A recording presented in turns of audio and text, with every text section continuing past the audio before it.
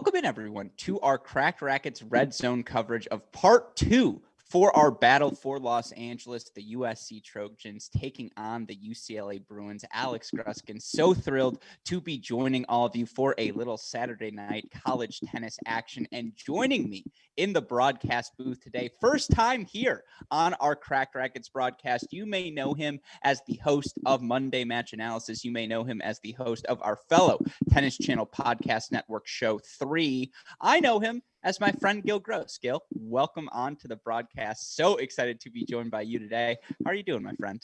Great to be here, Alex. Thanks for having me. Looking forward to a great match, and I'm doing great. We're going to push back the coffee time. I know it's late, but I still have a coffee. That's good. I'm glad you got that additional cup in you. And I'm not going to lie, I woke up this morning and super producer Daniel Westoff, who's on the ones and twos, as always, can attest to it. Even beyond the matchup, which of course we'll talk about, it's going to be a fantastic day of tennis here on our stream. I was just like, hey, I'm really excited to see Gil today. I'm really excited to watch a college tennis match with Gil because, of course, I know you watch a lot of tennis and your shows are a testament to that fact. But I know you're relatively new to the college tennis scene and pretty excited to be getting into it. Yeah, I've dabbled for sure over the last 4 years, and I've covered the women's team at Syracuse pretty heavily. But in terms of following the sport more closely, I'm very thankful for the coverage that Cracked Rackets provides, and I look forward to consuming it more. But unfortunately, as Cracked Rackets is attempting to really remedy, it needs more coverage. It needs to be in people's faces more.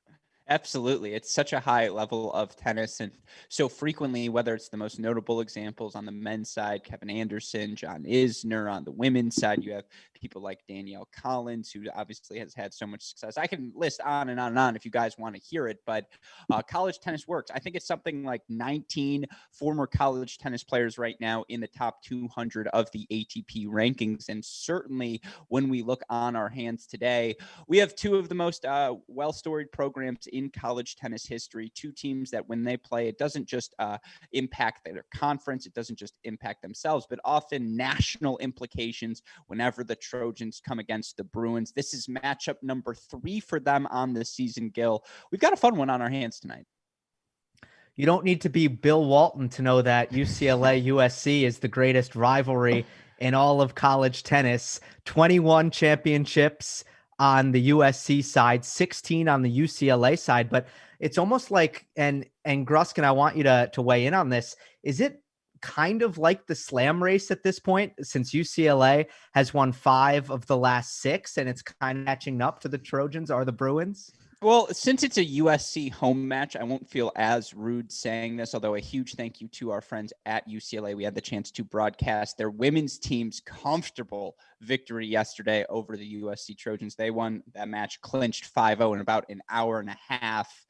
I will say for the UCLA men, while they're always good, they're a top 5 team, top 10 at worst, they've fallen off in terms of national championship contention over the past decade. Really, I would say the past decade more than anything else. It's been that Virginia USC rivalry that, propelled so much of the great college tennis we saw in the 2010s. But UCLA is always in the mix. I can hear my friend Carousel in the background getting mad at me. There was a team of Carousel, who was playing 5 singles at the time now, hitting partner for Naomi Osaka, was a top 400 player in the world.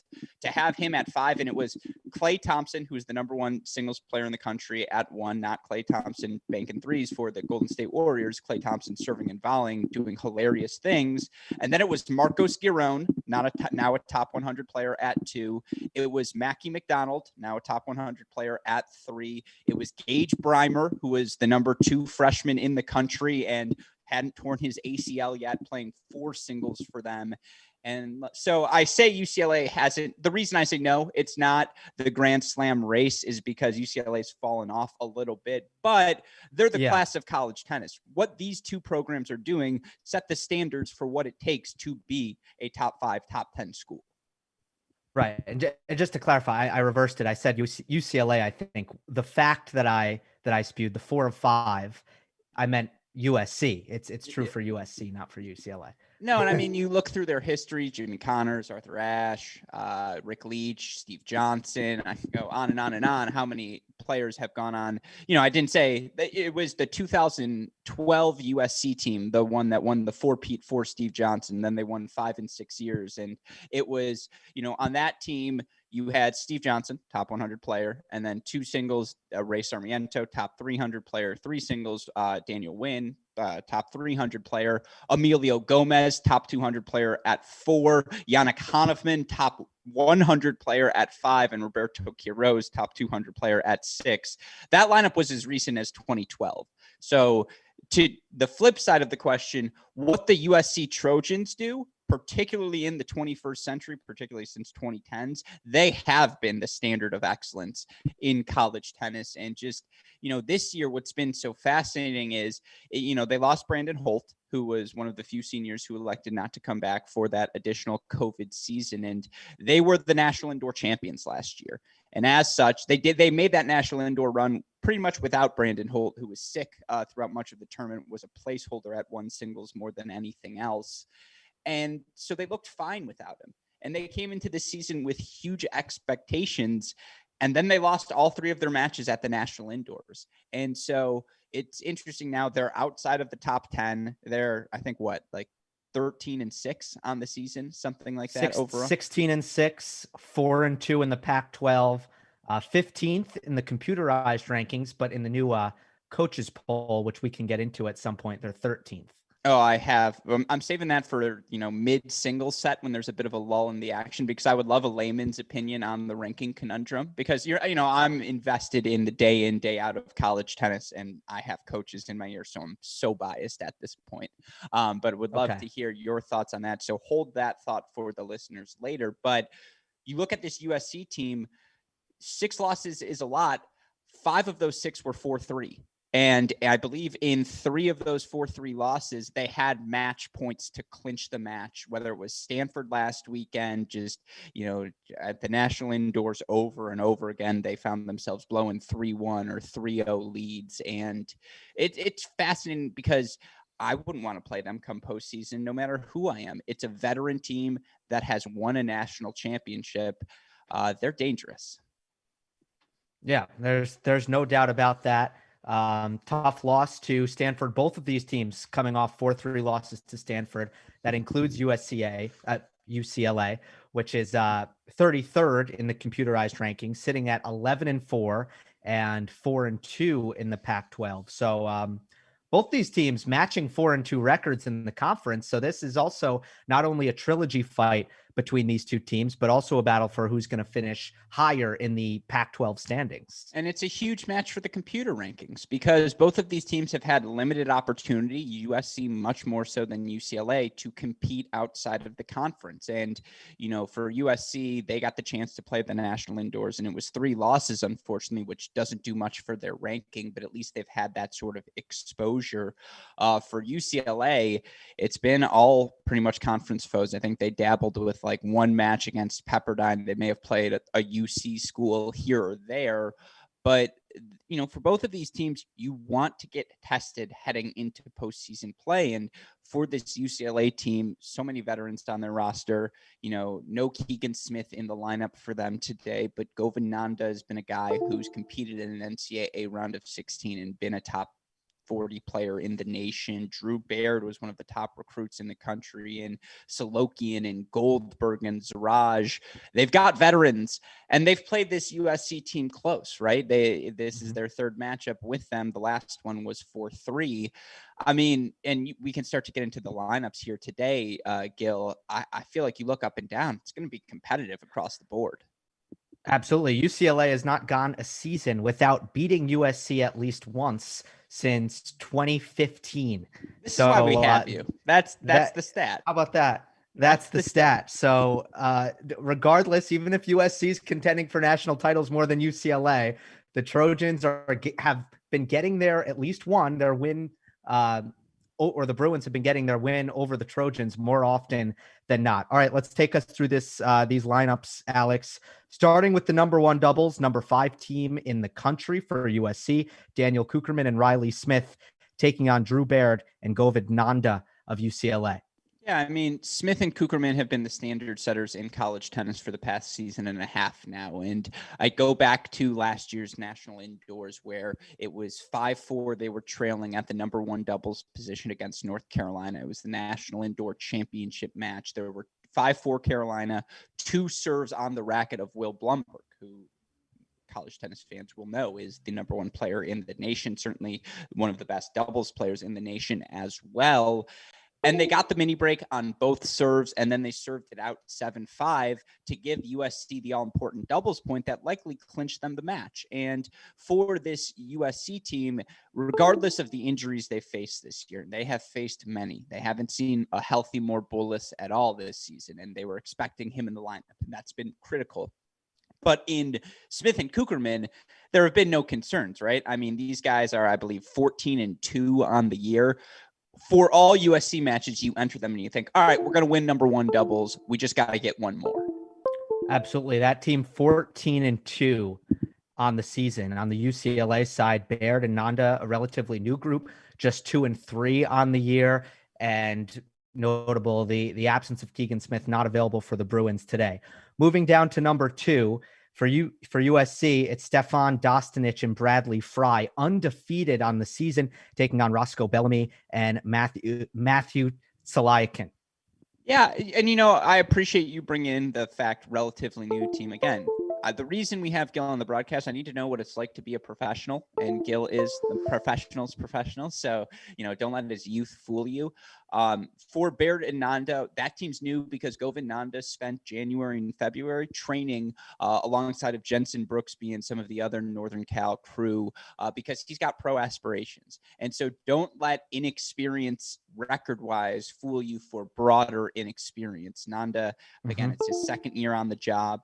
He spent a lot of last season just winning at number one doubles with Keegan Smith. Yeah, he and Drew Baird are going to have to step up today, but they're certainly capable of stepping up. And then, at that number 2 doubles position, Zuraj playing his first match since February. That's certainly something interesting. I believe you brought in number 2, right? I'm not ahead of you here. I am. He's at number 3. Yeah. Oh, he's at number 3 today. Okay, so they skipped around a little bit. Yeah, I mean, look, this UCLA team took the doubles point the first time these two teams play. They believe they're capable of doing it. On paper, 1 and 2 doubles, you lean heavily towards USC, but UCLA's got talent. Yeah, no, I'm sorry. I do. You were correct. It's Siraj and Pereira at second. I previously said Bellamy and Tsalayakin, but that will be the team playing third for UCLA. And that's a reflection of Keegan Smith's absence, by the way, which, again, we're waiting for UCLA to report that. We don't want to report on anything until anything's confirmed. But that Pereira was playing number 1 doubles with Smith. They had a ton of success. Keegan Smith is your reigning NCAA doubles champion back with Max Cressy in 2019. When you don't have Keegan Smith in the lineup, that's going to impact everyone. But Pereira is a guy who, doesn't matter who he's partnering with, you fear him on a doubles court. Absolutely. At number 3 for USC, Ryder Jackson and Lodwick Weststraight taking on Patrick Zuraj and Roscoe Bellamy and Matthew Tsalayakin. Well, this is the spot, though, for the Trojans. They've been most vulnerable, and this is where the absence of Morbulis is most reflected. They're like 1 player short in doubles, and they're 6-9 at the number 3 doubles position in total. They just haven't found a duo that's found their rhythm. Now, I think Fry and Dostanic are 10-0 on the season, I believe. And you can correct me if I'm wrong there, Gil. Correct. I think they're undefeated. And, Smith and Kucherman, as you mentioned, 14-2. So you know what you're getting at 1 and 2. And that's been okay for the Trojans. They've been able to get by. But once you face the NCAA tournament, number 1 doubles is always a toss-up because all of the guys in the round of 16 at the top of the lineup are good. Depth is going to be the key, and the Trojans are vulnerable at 3. Yeah, you can see a lot of different pairings this season for the Trojans, trying to figure out what works. On the UCLA side, it's pretty balanced across the board. All 3 doubles positions have a record or a winning percentage just between 500 and 600, with second doubles being the best at 6-4. So a fairly balanced group here. normally you have Keegan Smith at the top of this lineup. But still USC or UCLA, a lot of strong doubles players and good records across the board. No, absolutely. They've always prided themselves on their doubles, and injuries have been a huge thing for the Bruins all season long, whether it's, no Keegan today, but they've been without Zaraj. They were without Nanda. They were, without Baird for a little bit as well. And so there are a ton of different options available for the Bruins, thankfully, because a UCLA team is always going to have great depth. They're always going to have a ton of talent on their rosters. The question is, how does that talent compete today? Because, of course, USC is the best of the best. I think if you're the Bruins, the biggest hope is that Govind Nanda is going to make all the difference, because in the previous two meetings between these two teams, UCLA did not have his services. As you mentioned, he was training with the pros and ultimately did decide to come back. So he steps in at number one. And also Zaraj, he hadn't played. He had been out with injury since the second UCLA USC meeting about a month ago in February. So UCLA, that they do add some pieces here, despite losing their top gun and their best player. Absolutely. And we're going to bring on court number one now. Super producer Daniel Westoff, if you can bring that onto the YouTube feed. Players not quite on court yet, but they're getting ready to get on court, I believe, much like we had yesterday in UCLA, USC, a little senior day festivities here on these courts in LA to kick things off. So it's not going to be an exactly 7 p.m. start, but we should be ready and get on court about 7:01, 7:02, 7:03. Now, something we have alluded to before, third matchup between these two teams. The first two times they played, it was UCLA taking the doubles on the kickoff weekend. It was then USC taking the doubles point when they played at UCLA. In terms of the matchups, completely different matchups across the board as their last two. In the first matchup, I actually think there's not a single repeated matchup from any of the matches these teams have played. Dostanich and Jackson now going to be at that number, Dostanich and Fry at that number 2 position now. That's a different team for the Trojans. Sand and Weststrait at 3, a different team. Of course, the Bruins, completely different teams without Keegan Smith in the lineup. So, yes, they've split the doubles before, but you can throw those first 2 doubles points in the garbage. New matchups across the board. I think that 2 doubles matchup is the key. It's really, really difficult to beat Kucherman and Smith, particularly when you're down a guy like Keegan Smith, which is that neutralizing agent. But 2 and 3, I think, are toss-ups today, Gil. I think they could go either way. I think you're right. I think that's the spot for UCLA to have its success, even though you're looking at an undefeated team. I know, that's the crazy part. Fry and Dostanich. Do you think it's good for UCLA, since they have dropped both meetings against USC? Do you think it's good that all the matchups are at least different? It almost feels like a new match altogether. Absolutely. I think the fact that these teams know each other so well, right? The third time you play anyone, there are no secrets at that point. The coaches have scouted the players, and, these schools are under 15 miles apart. I'm sure these guys are hitting in the offseason and doing what they can to train together. But no, you definitely get the added confidence boost. Also, the fact that we've seen more repetitions of these USC teams. Kucherman and Smith are a known quantity. At this point, Dostanich and Fry, a relatively known quantity. UCLA knows what they're coming up against. For USC, it's a little bit more up in the air. Like these players individually, you haven't seen them play together as a team. And we can see now on court, by the way, these teams huddling about to cheer. So they are about to get their match started. But yeah, no, I would say it probably benefits UCLA. It's also like, you've beaten us twice. Like, what do we have to lose today? Like, let's just go out there. Let's play a match. Billy Martin, head coach of UCLA, says, "I've always said if I have to get my guys up to play a USC match, something's wrong." Yeah. He did admit that USC has some momentum after beating them the first couple times, but hopefully payback could be a motivator for us. So that's straight out of Billy Martin's mouth, that the payback is for real. normally it doesn't matter. USC is USC and everyone's going to be fired up. But the fact that it is 2-0 heading into this matchup, even more the reason why UCLA is going to come out with some incredible energy. And I think, Alex, you feel like that's a bit of an equalizer. It doesn't really matter what these teams look like on paper. They play close because the intensity is at an 11 out of 10. 100%. And, it's a funky format for this year's Pac-12 conference tournament. They're doing a compass draw. So it's, you lose, you go down there, you win, you go that way, whatever it may be. And for both of these teams, starting point in that compass draw is going to be crucial, because if you want to be a top 16 host, and UCLA, by the way, we have the list of schools. I can't get into the list of who the 20 are. I can tell you that UCLA is not one of them. I can also tell you that USC is one of them. And for the Trojans in particular, they're on the bubble of being one of those 16 host schools. And, there's probably going to be one out west, just because geographically there needs to be a Western-based region for these schools to travel to. But for USC, you don't want to be a 12, 13, 14, 15 seed. They believe in, they have the talent to be a top 10 seed. And so you get this win over UCLA today. You go into your conference tournament as the number 2 seed. You'll have another look at Stanford for sure, who's probably going to be the number 3 seed. You'll get another look at Arizona, who beat you early in the season. You may even get another look at the Bruins. USC has enough opportunities to still become a top 10 team via the computer rankings, but they essentially have to win out. Now for UCLA, that ship has sailed, but they don't want to be a 20 seed. Like, you want to be as close to 16 as possible. So yes, this match absolutely matters.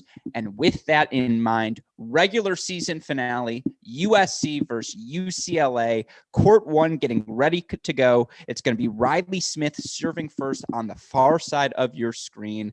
Let's rock and roll.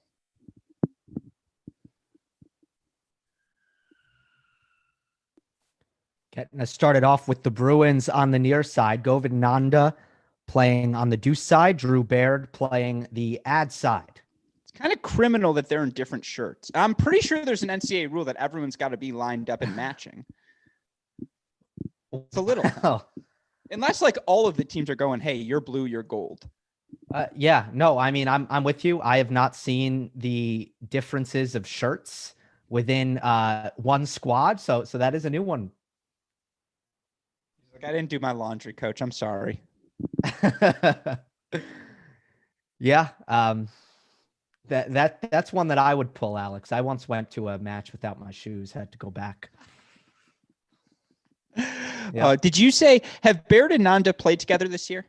Yes. 2 and 3, both times at second doubles. This will be their first spot. 2 and 3 overall as a pairing. And so to see them at that number 1 line, again, it's a direct product of the absence of Keegan Smith, but indicative of the belief of Coach Billy Martin, right? You see that forehand down the line. You put a talent like Govind Nanda on the court and you just roll with it. Mm-hmm.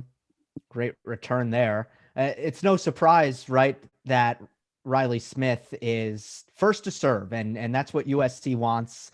This is going to be the harder game to break for UCLA, fair to say? 100%.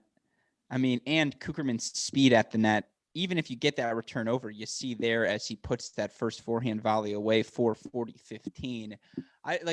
You just have to be decisive. That's what you're doing against Riley Smith. You're picking your spot beforehand and you're saying you might even beat me to that spot, but this is what I have to do.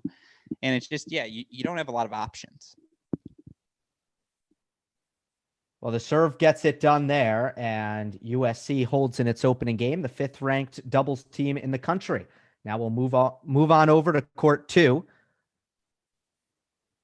where for USC, Stefan Dostanic and Bradley Fry take on Patrick Zaraj and Bryce Pereira for the Bruins. Cracked Rackets fans will know Dostanic is, I don't want to say my favorite, because it's disingenuous. At this point, I don't play favorites unless they go to Michigan. But of the many talented class of 2020 freshmen that 2020 senior class that entered our 2019 senior class that entered college tennis last year. Dostanic has always been the guy for me. You watch him play for 2 seconds and the ball just explodes off of his racket. And it's not that he doesn't have that lengthy build. You know, he's not that fluid Zverev, Medvedev, 6'4", 6'5", 6'6" type, but he's 6'2", just seems to just drive through, or at least he plays like he's 6'2", just seems to overwhelm opponents with the heaviness of his ball on top of the baseline. He and Fry, that's an aggressive 2 doubles team.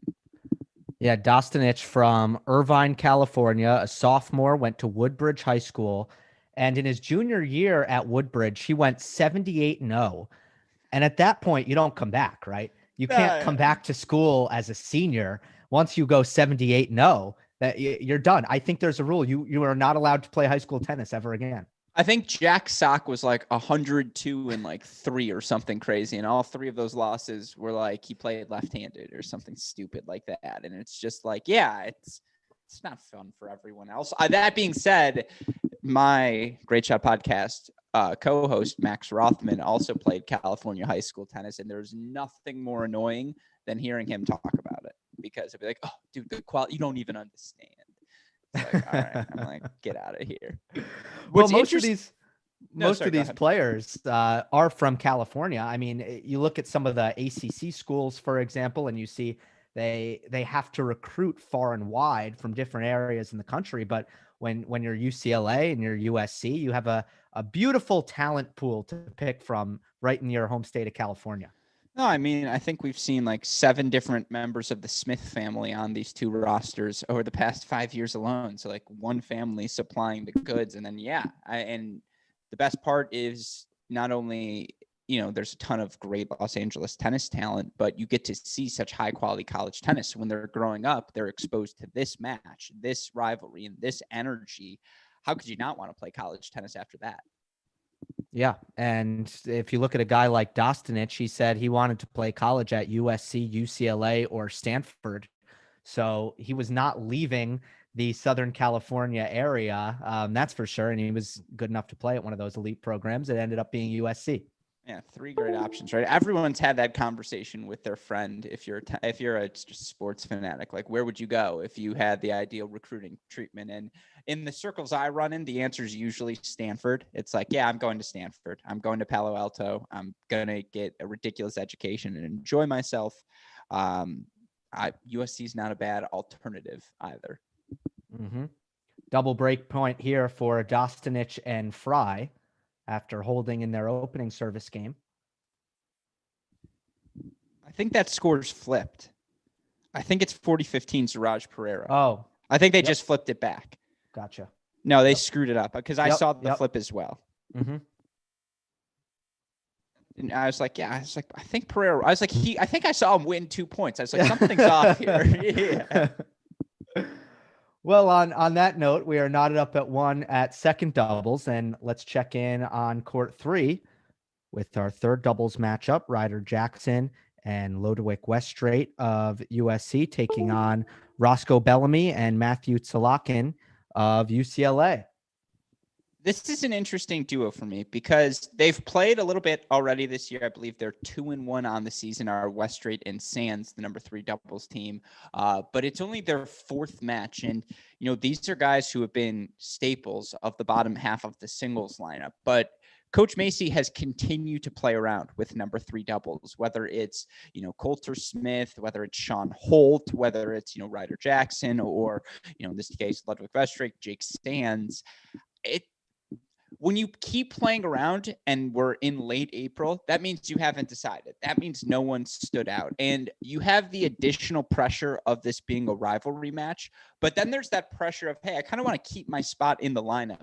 And that's just a lot for a Ludwig Weststraight who had match points and is coming off of a match where he blew those match points against Stanford. And he was up 7-6, 5-0 against Tim Sa. And we're all human. Like if I was a tennis player, that would be in my head entering this match, entering the home stretch of the season, knowing that a Ryder Jackson is right there and ready to step up and play if I don't perform. And so even if on paper USC are the favorites, like it's fair to say, right, that they probably are also thinking a little bit more coming into this one. Yeah, I think that that lineup pressure is very, very real. I think usually though it can be a good thing. You just can't check out, and especially against, not in a massive rivalry match like this one where I think everyone is at their peak of motivation. But I think for a team to be incredibly consistent and to go on the kind of win streaks we've seen like North Carolina do in women's college tennis, I think you need that lineup competition, because no one's ever going to fall asleep at the wheel.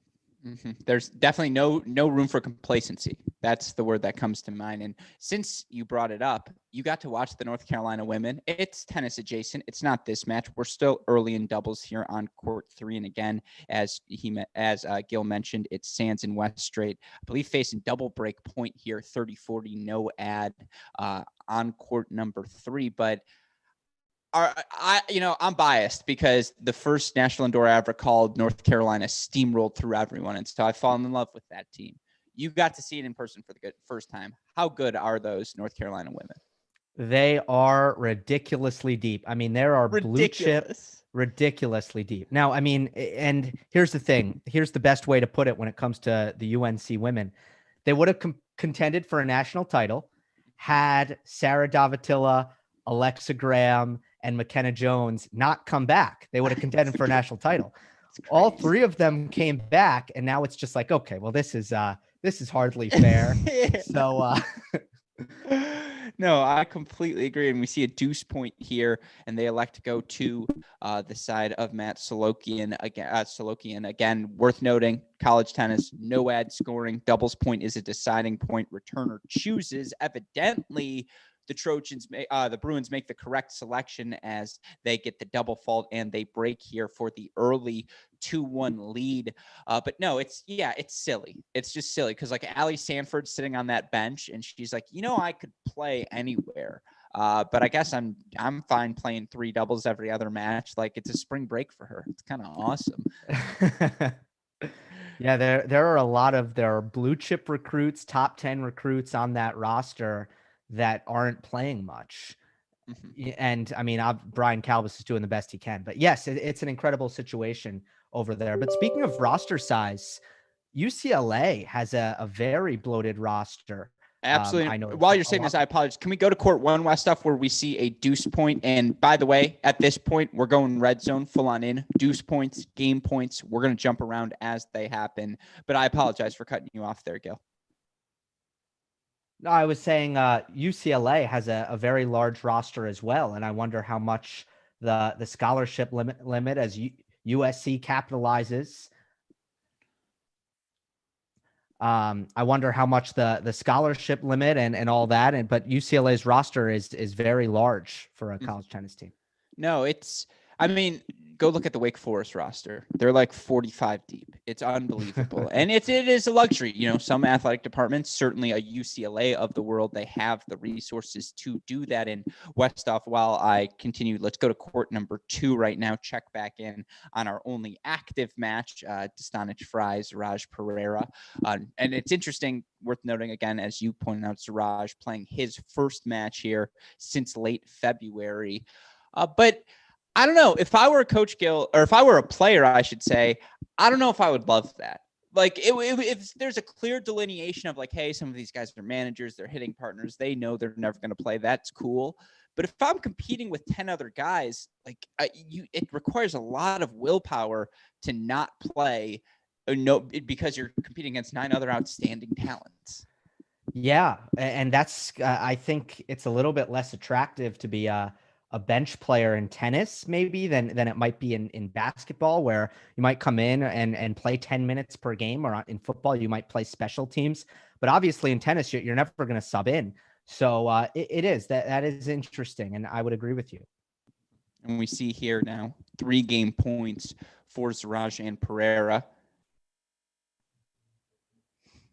So, of course, he goes for the big out wide ace, misses it wide now 40-30. And it's early breaks here for the Bruins. And I believe, Westhoff, are we on 2? Am I not? If I apologize if I called for 2 or if I forgot to call for 2. I am on 2 right now as the Bruins have an early break lead on court number 2. an early break leads now on 2 and 3. And this is this, or on, maybe it is just 2, but this is the start they needed, right? You're on the road. You're the lesser ranked team. Mm-hmm.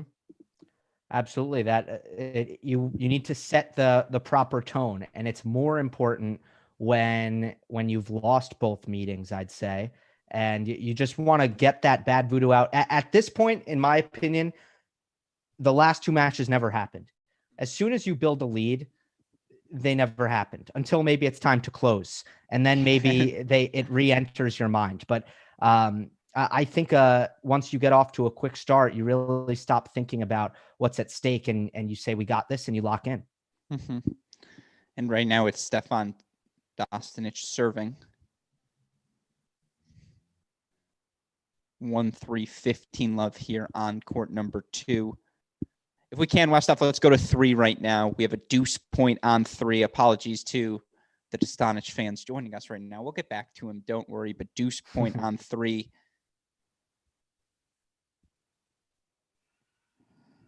How about that? It's a big roar. Beautiful reflex volley there. And you can hear the roar, and it's great to hear that roar again. I know there are limited fans on scene, hoping to potentially have one of those fans, former USC volunteer assistant, former pro Deaton Bauman, potentially join us as our on-site reporter later on.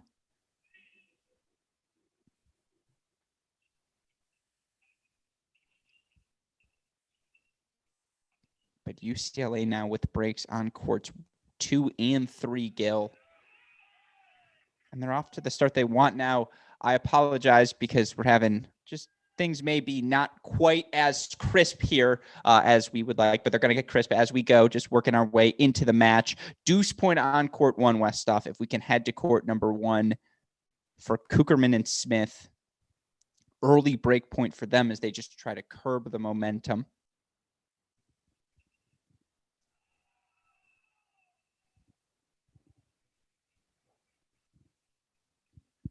Govinanda serving on the near side of your screen. I guess they want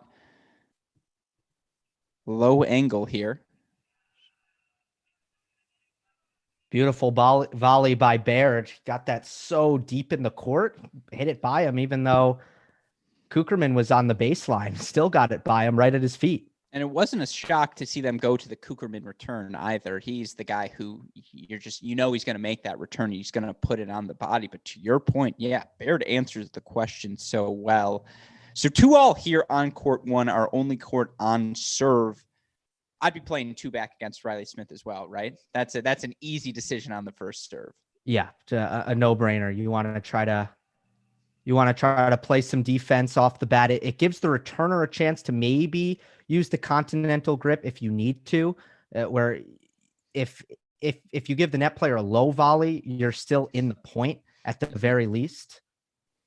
100%. If he hits that dropper on me, good volley by you. If you can take away all the speed of my return and just, neutralize that ball, I'm going to lose to you because you're a really good doubles player. But I very much agree with your analysis there. Again, 2-all. Well, Kucherman misses an easy volley, but you saw midway through that point that Riley Smith is more than a serve with that half volley coming in on a very strong second serve return. Very soft hands by the big man. Absolutely. And if we can, I know we're minimizing rhythm here, but we've got 3 more break chances for the Bruins on court 3, Westhoff, Solokian, and Bellamy, all over the duo of Sands and Westrade. By the way, that court 1 booty shot cam, that's not us. That's the USC just decision. They want to show off those derrieres of their players. So we apologize if that's a little low. But again, on court 3 now, it's Solokian and Bellamy, and we might have just missed it. I apologize, and I apologize to you, super producer Daniel Westhoff. You're going to jump around again here. Double break 4-1 lead. Where are we going next, Gil? Where's the action heating up? The action is on court 2, still on serve here, but I believe, it's not telling me who's on the live stats. I'm not seeing who's serving. because I think they keep screwing it up is the problem. It's like it's just a little bit off. Like, again, it's just an early glitch here right now. I think that the chair umpire is just a little bit off. I believe it's UCLA serving. I believe that's 30 Bryce all on Pereira. court one. Yeah, I believe it's Bryce Pereira now. If we can, though, stay on 2. I think it's Love 40 now in this Pereira service game. And so it's UCLA up a break 3-2 on 2, but now down quadruple break point. Trojans making their move a little bit back. You're always going to get punched in college tennis. The question is, how do you respond to that first punch? Trojans making their move.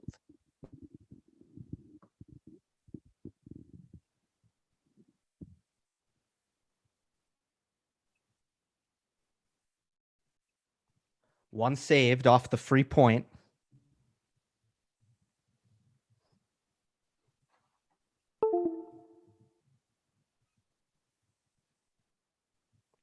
Bryce Pereira, a double specialist for the most part. Near side of your screen serving. And sets up his partner very nicely there. Patrick Zaraj with the put away. And the Bruins are 2 points away, halfway there from climbing out of this hole and maintaining their break advantage. I love the I-form decision here, Gil. I'm a big I-form proponent of the I-form. Yeah. Why? It's just easy. It's a clean look. You get a clean look at a serve, and then you can follow the ball. You're on top of that net, and it does put that additional pressure on the returner because standard position, you see the space, you know where you're supposed to go. I-form, it just causes that doubt. And doubt is the last thing you can have in doubles. Doubles is all about being decisive, making your choices beforehand. Now, against a decisive returner, I-form's tough, but you see it here. Back-to-back I-forms, deuce point for the Bruins now would be big if they can get themselves out of that Love 40 hole. Is that a bit of a disputed call? It was a body serve by Pereira, and it's called out. It looked like he wanted it there. Yeah, good choice. Just love that.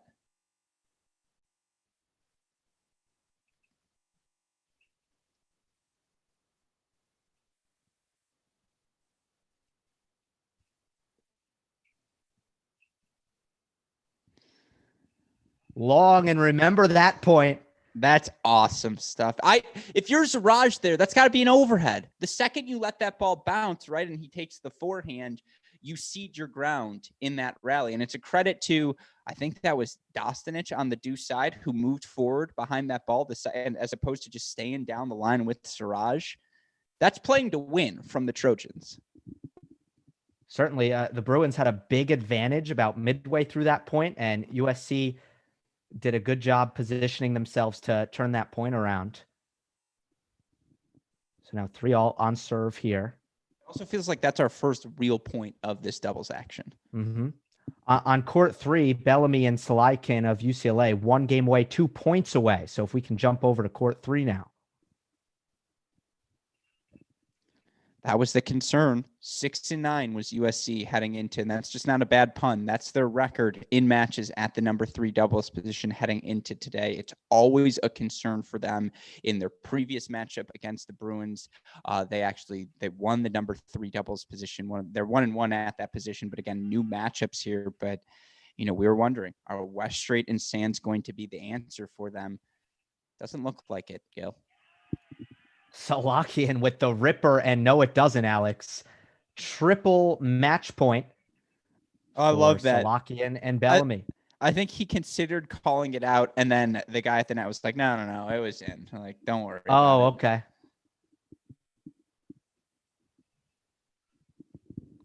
And we're going to be seeing Bellamy today in singles as well. This would be huge for his confidence. Just start the day off with a win.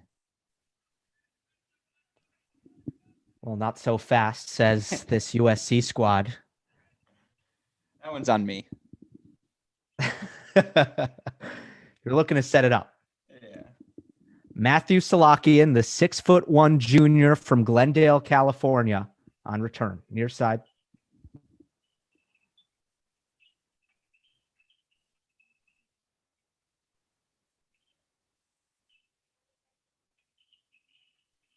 Wow.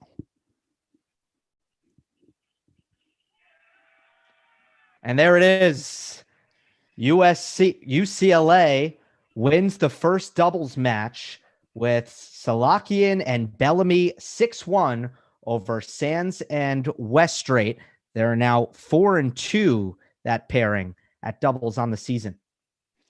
There was a beatdown, pure and simple. And as we transition to court number 2, where Dostanic and Fry 40-30 game point to extend their lead, stay on serve though 4-3 here on court number 2. But yeah, I mean, I don't even know what do you say if you're a Trojans fan there? That's just a beatdown, plain and simple. They got up the early break. They kept the pressure on. It's not as though Solokian's a guy who overwhelms you with his pace, just a crafty player, puts a ton of balls in the court.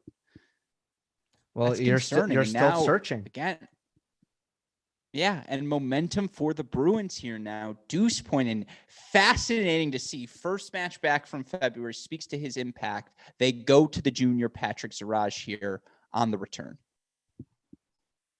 Believe, by the way, that it's Fry serving on the far side of your court for USC. The knee brace is the giveaway. Well, Zaraj didn't do enough with that return. A little bit too central, easily put away. And is there USC any goes better feeling, Gil, than spiking balls? We go to court 1 West stuff, if you don't mind. 3-all there. Kucherman and Smith now. I believe it's Daniel Kucherman serving for USC. But is there any better feeling than smacking a ball over the tarp? The thing I miss most about playing tennis day in, day out, and in particular, I played with the doubles partner, again, Max Rothman, who would hit bombs. And so all I'd have to do is spike down. Like that is the best feeling when you're like, you're not getting this one. No arguments here. That is the best feeling. There is no better feeling. Absolutely.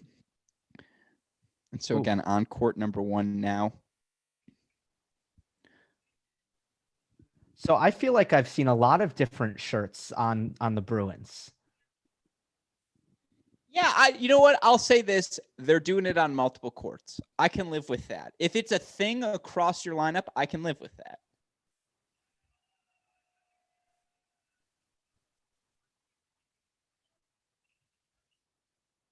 Opening here for UCLA against the 5th-ranked doubles team in the country. Double break point for Baird and Nanda.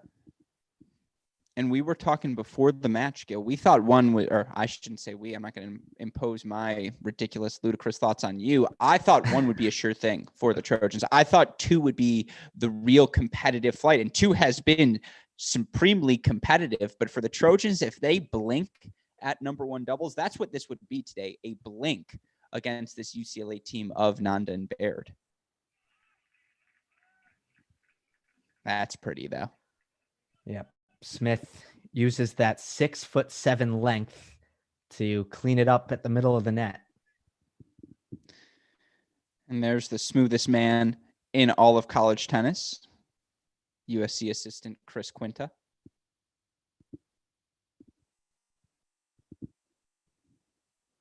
I didn't realize it, but I've actually been recruited now to be a USC fan in the midst of talking to him. He was like, "Oh, you root for us now, right?" And I was like, I guess. And I was like, "Yeah, no, you root for us." That's a good move. That's a good move. It's like the Jedi mind trick. Exactly. Kucherman comes in behind his second serve, and he gets Baird to press on that return a bit. And I love that decision from Kucherman. I say it all the time, playing to win, Gil. That's playing to win, right? Mm-hmm. Being the aggressor even on the second serve. Big deuce point here. Not a shock at all to see UCLA elect to take it to Nanda.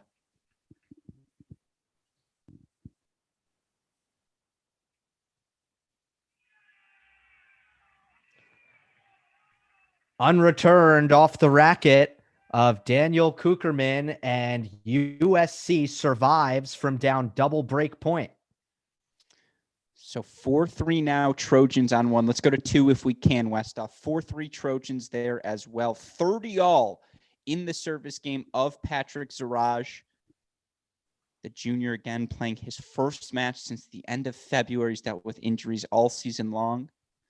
and he misses the volley in the net. Believe Dostanich's backhand hit the net tape, threw things off a little bit, but now double break point for the Trojans. I should say I gave a compliment to USC assistant Chris Quinta, who I'm a big fan of. Also a huge fan of UCLA associate head coach Rick DeVillers, who has been far kinder to me than he needed to be throughout his time, especially since I'm probably butchering the pronunciation of his last name. But Rickus is a fantastic guy, a great coach. And again, part of the reason UCLA is who they are. I have a question for you after this big break point. I'll hope to have an answer for you.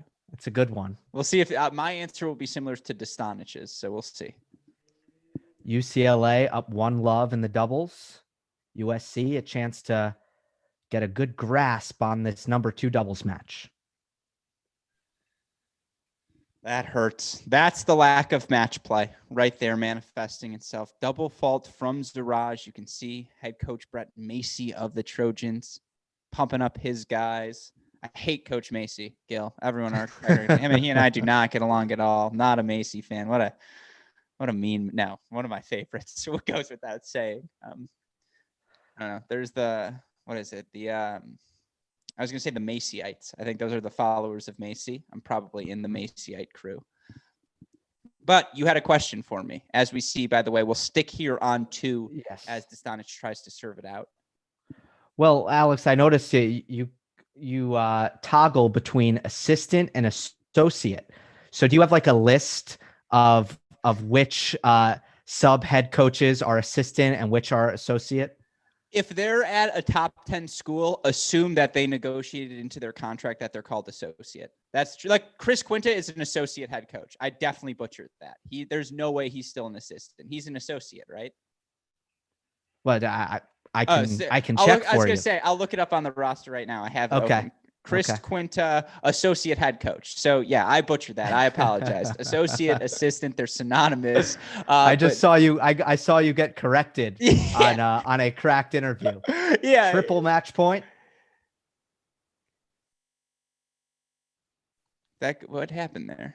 I thought USC won the point, but based on their reaction, they did not. No, you know what happened? He reached over the net. You could tell from that reaction. That was the reaction of someone who just got called for a reach over the net. That's amazing. But now we get to set the scene. 40-15, match point for Dostanic.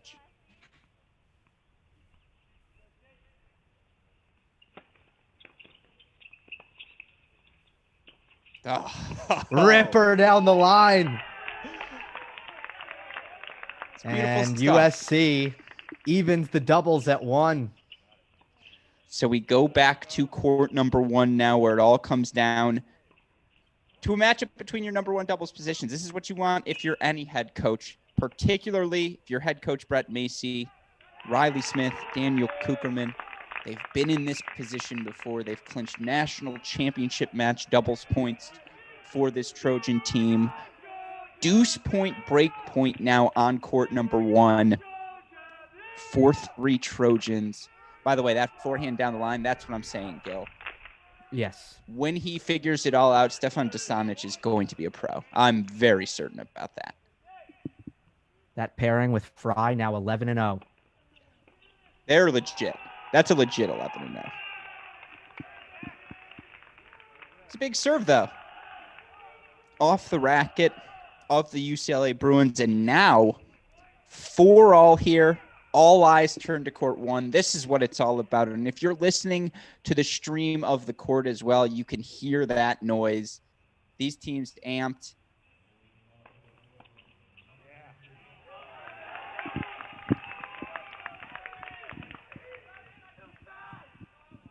By the way, I'd apologize for being rude. If you see me looking down on the stream, it's because we're trying something new. I'm watching this on the iPad.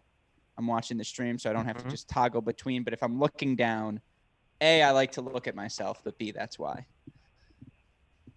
If I'm looking to the left, that's where my monitor is. So beautiful. I assumed you were just looking at me as well. So.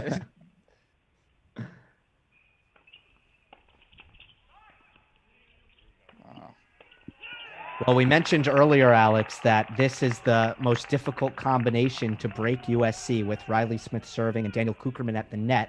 And USC will, if they hold here, apply the scoreboard pressure on UCLA. Any break point will be a set point. I would argue the most likely to hold game in all of college tennis doubles is the Riley Smith service game. With him serving, and you have a guy like Kucherman at the net, who we affectionately, by the way, I haven't done it yet, the Kookie Monster, because he's stealing all those cookies these opponents serve up at the net for him. That's just like, that is a recipe. It's like, that's your number. That's why they're the number one doubles team. It makes sense. A couple of seniors here on senior day. Yeah, absolutely. I was just going to finish the thought. I would be, if they're the number one game, it would be who's ever serving with Will Blumberg at the net. That would be number two for me, because, and this is a question I want to ask you in terms of holding. You know, Riley Smith's probably going to hold no matter what because of his size, because of how powerful his serve is. But as a doubles player, I almost feel the net player may be more important, because if they're just standing, you know, like a statue at the net, that doesn't help anyone. Yeah, I would probably make it like 65-35 server. Yeah, I'd say 60-40. Okay. Yeah. So we're pretty close. Mm-hmm. Because you got to make that first serve, right? I mean, if you're serving well, you're giving your partner a lot of easy volleys. That really a Division I. True. Right. They should all make it and finish it. So very true. No, I mean, Daniel Kucherman displaying right there how helpful it is to have a big server as your partner. Big serving from Riley Smith gives them the hold 4-5-4.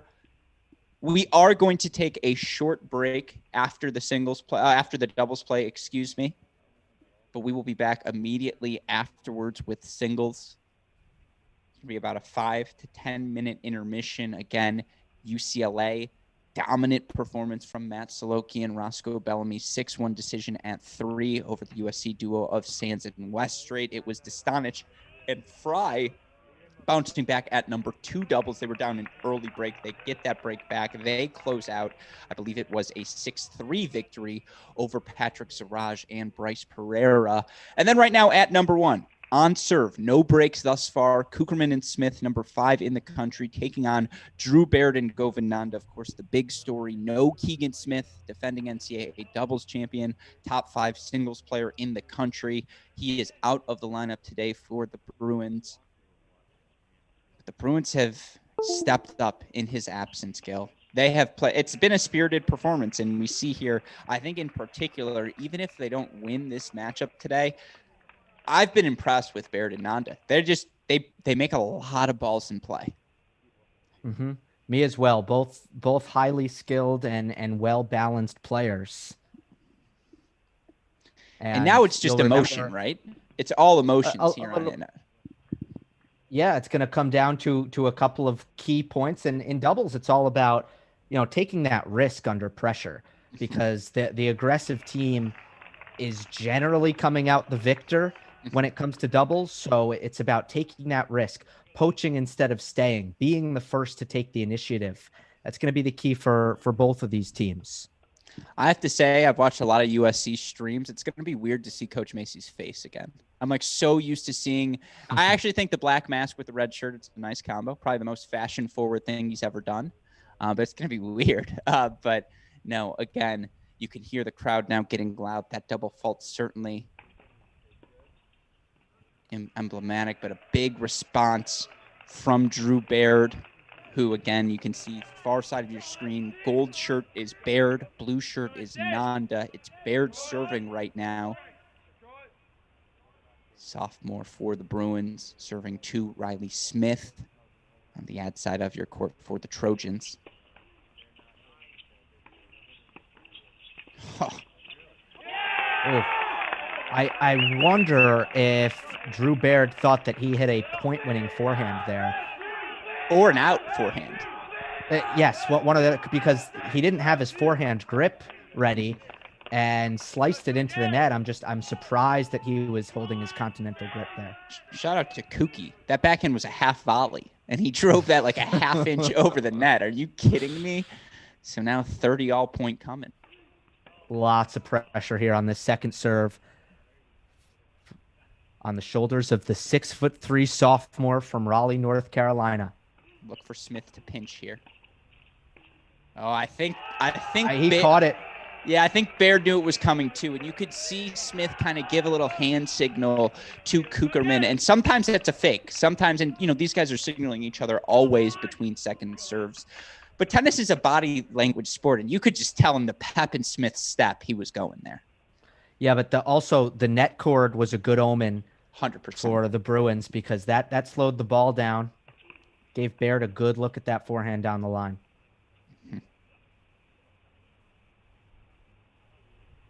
It says break point, but it's a game point. Yeah.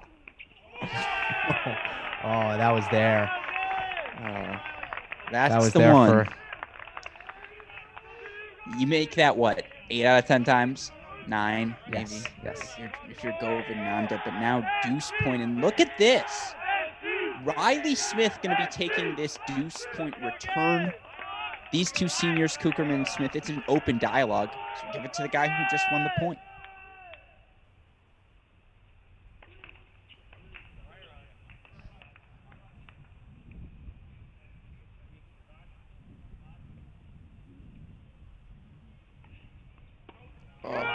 Okay, serve. Oh! And Coach Macy is irate. He was on that line. Coach Quinta was on the line. The entire team was on the line. So, Alex, the serve called out and overruled by the chair, correct? Overruled by the chair. Wow. Oh, my God. Wow. Well, it wouldn't be a Trojan match. And I want to say, fun fact, I know this match was a little bit delayed because they were just waiting to get the full complements of chairs there. And so it was supposed to be a 4 or 5 o'clock match. Now 7 o'clock match for us. Coach Macy's probably like, you know what, Alex, maybe I should have taken you up on your offer to just chair this match virtually. Have you ever chair umpired a match? Once. I mean, we've held a couple Cracked Rackets events. It's much less pressure. Like, if you're doing a boys 14s match, like the deference they show you is, and it's a fantastic point here. I apologize. Fantastic story, I suppose, for a fantastic point.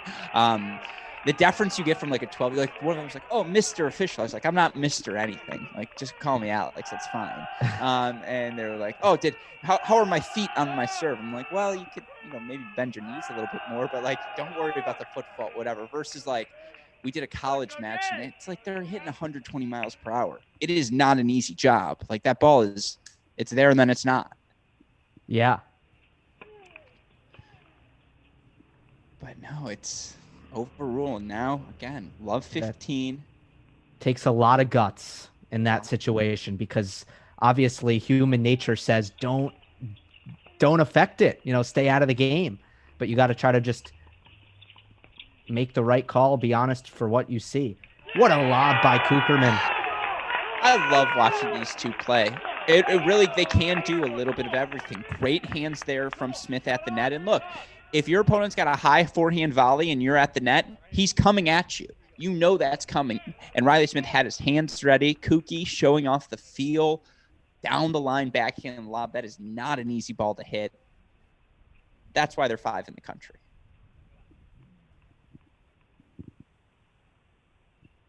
Daniel Kucherman from Tel Aviv, Israel. The ace makes it 30-15. He's a senior this year. But he's 25 years of age because he's a boy amongst men. A man amongst boys. Excuse me. Reverse that. And again, he served in the Israeli army. The man has earned the right to come enjoy his college life and play college tennis. Like that is more of a commitment than many of us make in our entire lives. But just physically, sometimes he's playing just, again, a different sport than some of these guys. He's just so impressive. Yes, he is, and finds the line on that forehand volley to earn himself 3 looks at a game point to hold serve for 6-5. So in the vernacular, curious again, layman's opinion, I say it's 3 game points when it's 40-15. Is that fine with you, or is it 2 game points and should the deuce point be separate? I like 3, actually. I think because I consider the deciding point a break point and a game point. The confidence. I know it's an overhead. I know you're supposed to win the point, but just the confidence that he swung through that ball with. I love that Riley too is like, no, I'm not worried. He's not going to hit me. It's cool. Like I know. I mean, how hard did he hit that overhead? Yeah, it was perfect. He just hit that one. It was perfectly placed down the center. Beautiful depth. Kucherman's a beast. This is, again, 6'5" hold, but you have to give credit to Govananda and Drew Baird, who are just putting pressure on this USC duo. And this is a testament to Coach Billy Martin and, again, associate head coach Rick Villers. These guys, they're playing aggressive doubles. Like you saw it from Pereira and Zaraj as well. Solokian and Bellamy was a little bit different. They were just hitting great returns and getting that ball low. But on these top 2 courts, especially when on paper you're not the favorite, you have to do something to disrupt the rhythm of your opponents. And how aggressive these Bruins have played today, that stood out to me. Have you noticed that as well? Because it does feel like they're playing particularly aggressive. I think at every chance they're playing 2 up at the net and trying to come forward, and you just cannot sit back. You have to do that. What have you thought of Nanda? I know it's still doubles action. We'll get to see more of him in singles, and that him versus Kucherman at number 1 is going to be a physical match, but you can just see it, right? You can tell just the forehand, how easy it is. He's a fluid player, a really good mover.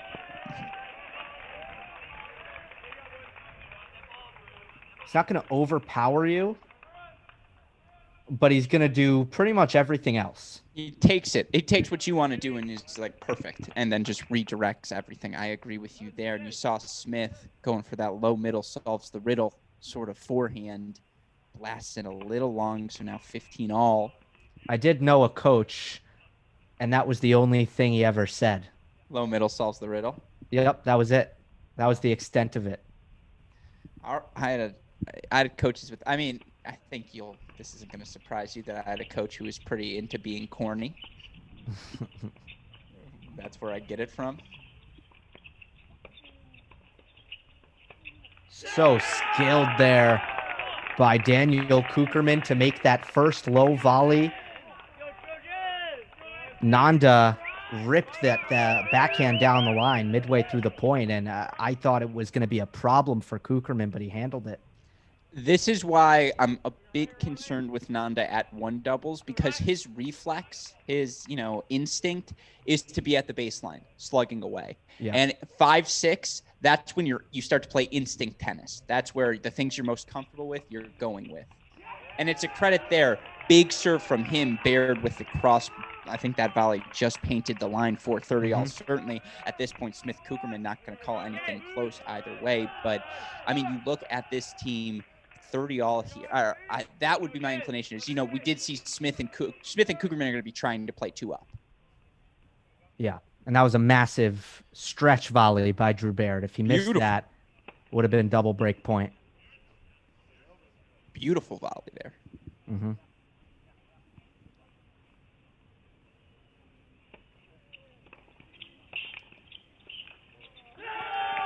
Yeah, Alex, that was a little too easy.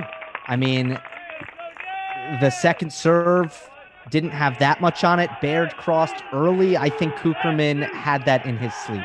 I really like the aggressive mindset, but I think there was a little miscommunication there because Baird went, and it did feel like Nanda hesitated for a second. And that, to me, hesitation is the death in doubles. For the doubles point, not so fast. Yeah, no hesitation there. And now deuce point again. Second straight deuce point in the UCLA Bruins service game here. So this is match point number 3 for Kucherman and Smith to take the doubles point. This time, it's going to be Daniel Kucherman. After that backhand down the line, he just hit. Makes sense they're going to him. Slow clap in the background. Deuce point coming up. Wow. UCLA gets it done and takes the doubles point. This feels a lot like their earlier matchups. I know we said we could throw out the earlier doubles, but if you go back to the first match that they played, it was Goldberg and Solokian who ended up clinching 7-5 on the number 3 spot. On that occasion, I'm pretty sure Dostanic and Jackson had like 4 or 5 match points to finish that set in regulation and to take a 6-5 lead in bonus time. And they blew the game points on all of those occasions. And just felt like this USC team who has seen it happen against Stanford, who saw it happen against Arizona, 5-4-3 losses. You feel that at this point of the season. And even if you weren't the one losing those matches, you just start to think to yourself, oh no, are we doing this again? Now, the flip side of that, of course, is you've got Kucherman and Smith in this position. And if you're Coach Macy, you're like, all right, if I'm going to die on this hill again, at least it's with my 2 seniors. I also am always a fan of a tiebreaker because it gives me the opportunity to plug the mini break. And whenever anyone says the mini break, I want to put a little copyright infringement into it. You better say that's our podcast. Yep. Man, so Kucherman now needs to get that return out of his head. But a strong serving there by Govind Nanda for the most part. That's so beautiful there. Why is, by the way, low middle solves the riddle a thing? That's why. That exactly from Riley Smith. Middle of the court, there's no angle to work with. And so you try to pop that ball up. That's when the wingspan comes into play. Yeah, I think there's a lot of truth to that saying. But, think about it. You can never have that luxury in singles. You don't get to hit to the middle of the court and get that kind of payoff. It's the very opposite. So since you have that luxury in doubles, you should use it. No, absolutely. And by the way, what was that, Gil? It was a mini break. So now 2-1 mini break lead for the Trojans here. Yeah, exactly. I'll just put the little C here. By the way, this shirt you see is actually just a green screen. I'm not wearing a shirt. This is just an extension of the background. I'm wearing Naomi Osaka. So yeah, it looks good. Thank you. I'm a fan of it's thank Naomi. Don't it wasn't me. No, mini break right back though, and I love the energy from Nanda here. Someone had asked me, because he was training and preparing to become a professional, what is his commitment level to this team? Look at him bouncing. You think this doesn't mean a lot to him? You want to know why he's back with the Bruins this season? It's because he cares.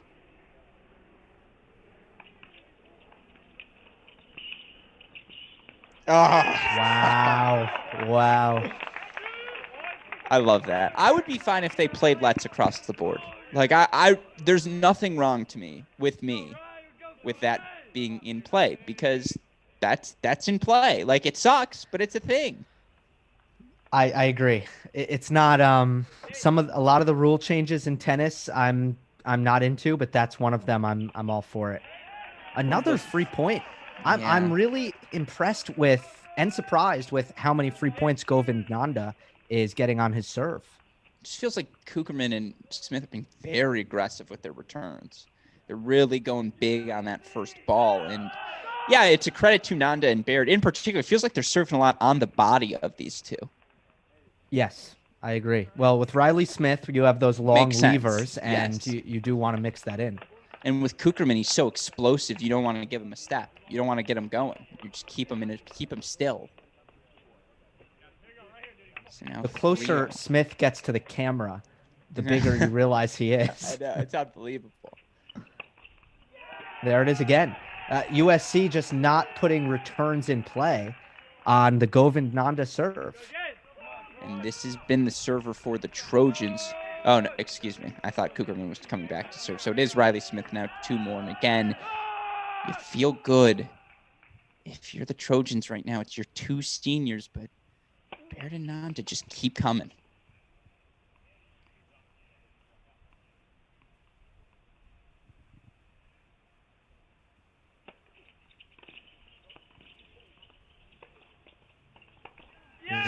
How big is that second serve from Riley Smith? It is not just the first.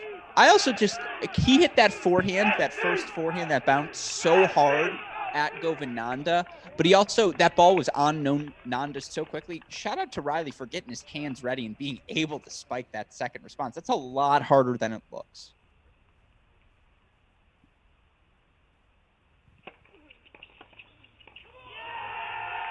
There's the blank. A Kucherman backhand volley sails just a little bit wide. Mini break now for the UCLA Bruins duo. Drew Baird, Govinanda, 2-3 overall. 2-3, not 2-3? Yes, 2-3. No. I wasn't saying no.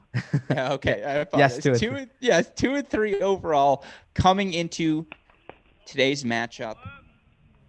Now in control against Smith and Kucherman. But again, they were down 5-4 mini break in the National Indoor Championship. What are they going to do this time? Another body serve. You can see Smith shaking his head. You can see Coach Macy now crossing the court, trying to pump his guy up. I believe that's Rickus on the far side talking to his boys. Double match point now for the Bruins to take their second doubles point of the year against USC.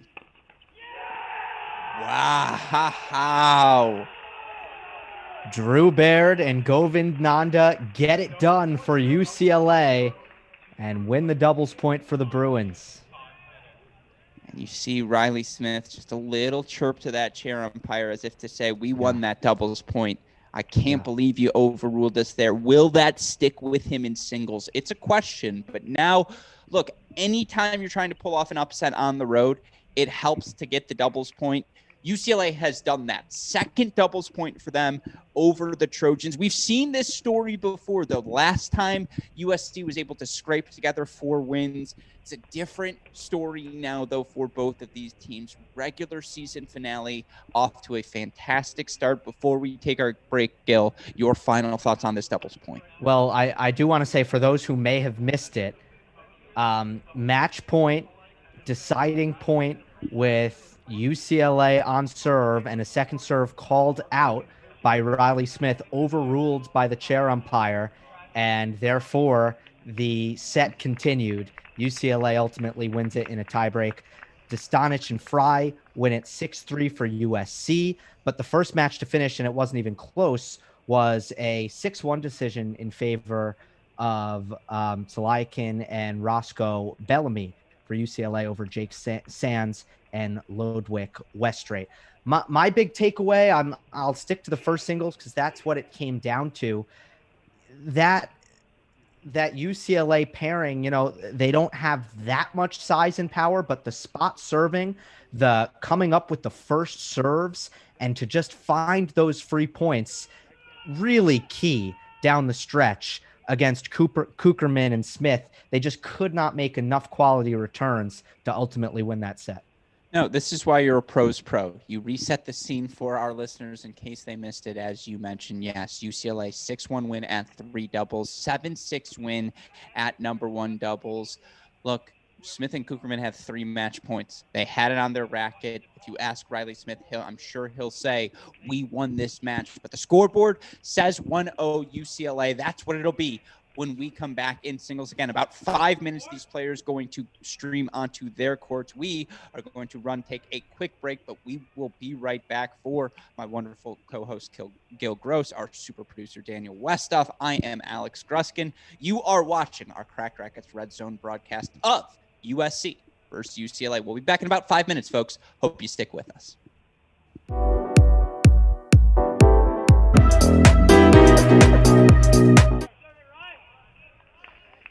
Welcome back, everyone, to our Cracked Racquets Redzone broadcast of today's USC-UCLA battle. It was the lower-ranked Bruins stealing the doubles point. A little bit of drama on court 1, 3 match points for the Trojans, overruled on one of them. Ultimately, the duo of Nanda, Baird, able to take the decision in a tiebreaker, and with that, give the Bruins a 1-0 lead. But of course, us college tennis fans have all been here before. It was the last time these two teams played that the Bruins took the doubles point and a 1-0 lead into singles. They'll need a little more today. They came close over in Brentwood, but this time they're going to need to find 3 singles victories today. Meanwhile, the Bruins going to have to find 4 singles victories again if they want to defend their home turf, close out their regular season with a victory. Alex Gruskin, so thrilled to be here on the broadcast with my friend, host of the Monday Match Analysis, host of 3, the Tennis Channel Podcast Network podcast, and of course, friend here at Crack Rackets, Gil Gross. Gil, the upset recipe for any team on the road starts with the doubles point. The Bruins got that, and with that, they have momentum heading into singles. Yeah, I think you can kind of throw all of the previous accolades of the season kind of out the window at this point. Has USC been better than UCLA? Yes, but when you're looking at a rivalry like this, we just saw the margins are going to be razor thin, and UCLA has beaten USC every single season since 2015. So the Bruins are used to having success in this matchup, and it's going to be a really good one moving forward. Absolutely. And worth noting again here, the Bruins took that doubles point and now enter singles without their number 1 singles player and top 10 singles player in the country, Keegan Smith, who's out today.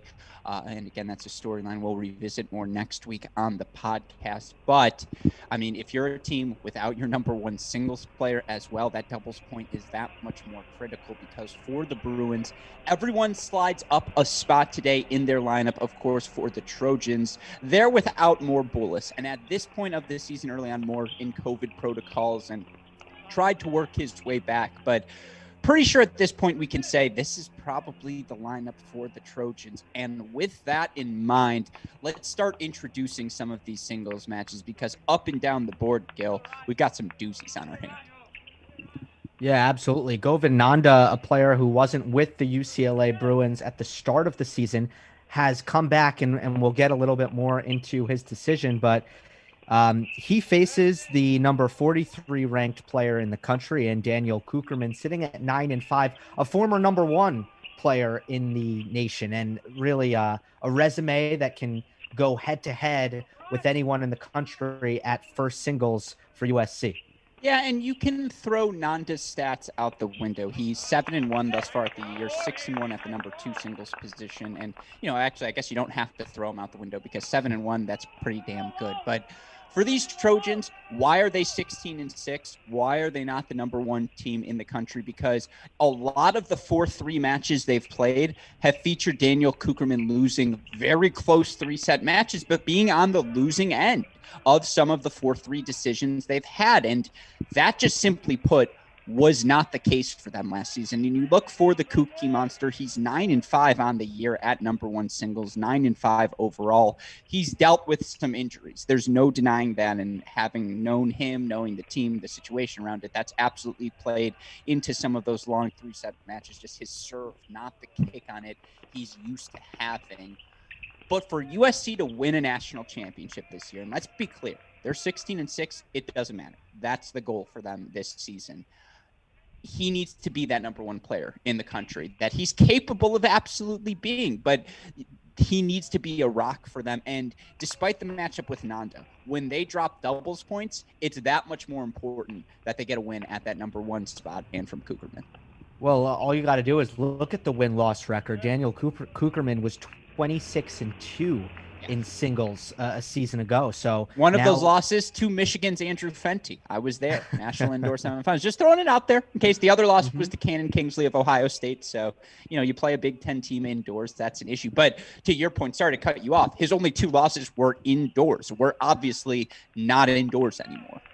Yeah. Well, how about this, though? He also spent most of his career, despite being one of the best players in the country, playing behind someone who might have been even better than him in Brendan Holt. So Kucherman, although he's very much used to being an elite player in college tennis, playing number 1 may have been a bit of an adjustment.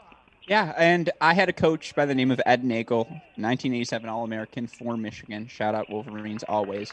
He was on a team that featured himself, Dan Goldberg, who was an NCAA finalist 1987, and then Malavea Washington, a guy who, I don't know, went on to a Wimbledon final. And growing up, this just shows you this is why I do what I do. Ed would always say, well, the big thing for us was rotating who played number one, because in 86, Ed played number one the entire time, or 87, sorry, he played number one the entire time. He was completely burnt out by the end of the season.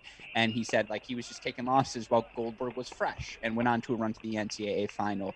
That next year when they introduced Mal into the equation, they would switch up who was playing one so that no one would get burnt out. Last year, Coach Macy could do something similar to prevent Holt from burning out, or if he was injured, whatever it may be. Kucherman can play the number one position. This year, with all due respect to Riley Smith, Kucherman's the guy. He's going to be playing number one every time he's in the lineup. And I think we have seen that take a little bit of a toll on him physically this season. Yeah, absolutely. Well, his opponent today is Drew Baird, excuse me, that's not true.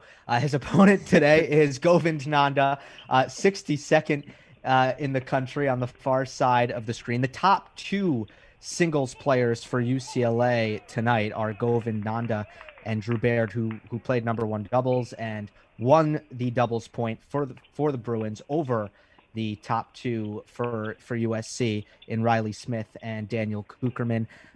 Nanda, all Pac-12 second team, got up to a career high ranking in the ATP of 531, which is pretty good. And we can talk about him a little bit more later. But let's continue down the singles lineup, shall we? So let's go to court number 2, where you see big serving Riley Smith on the near side for USC, and on the far side is Drew Baird.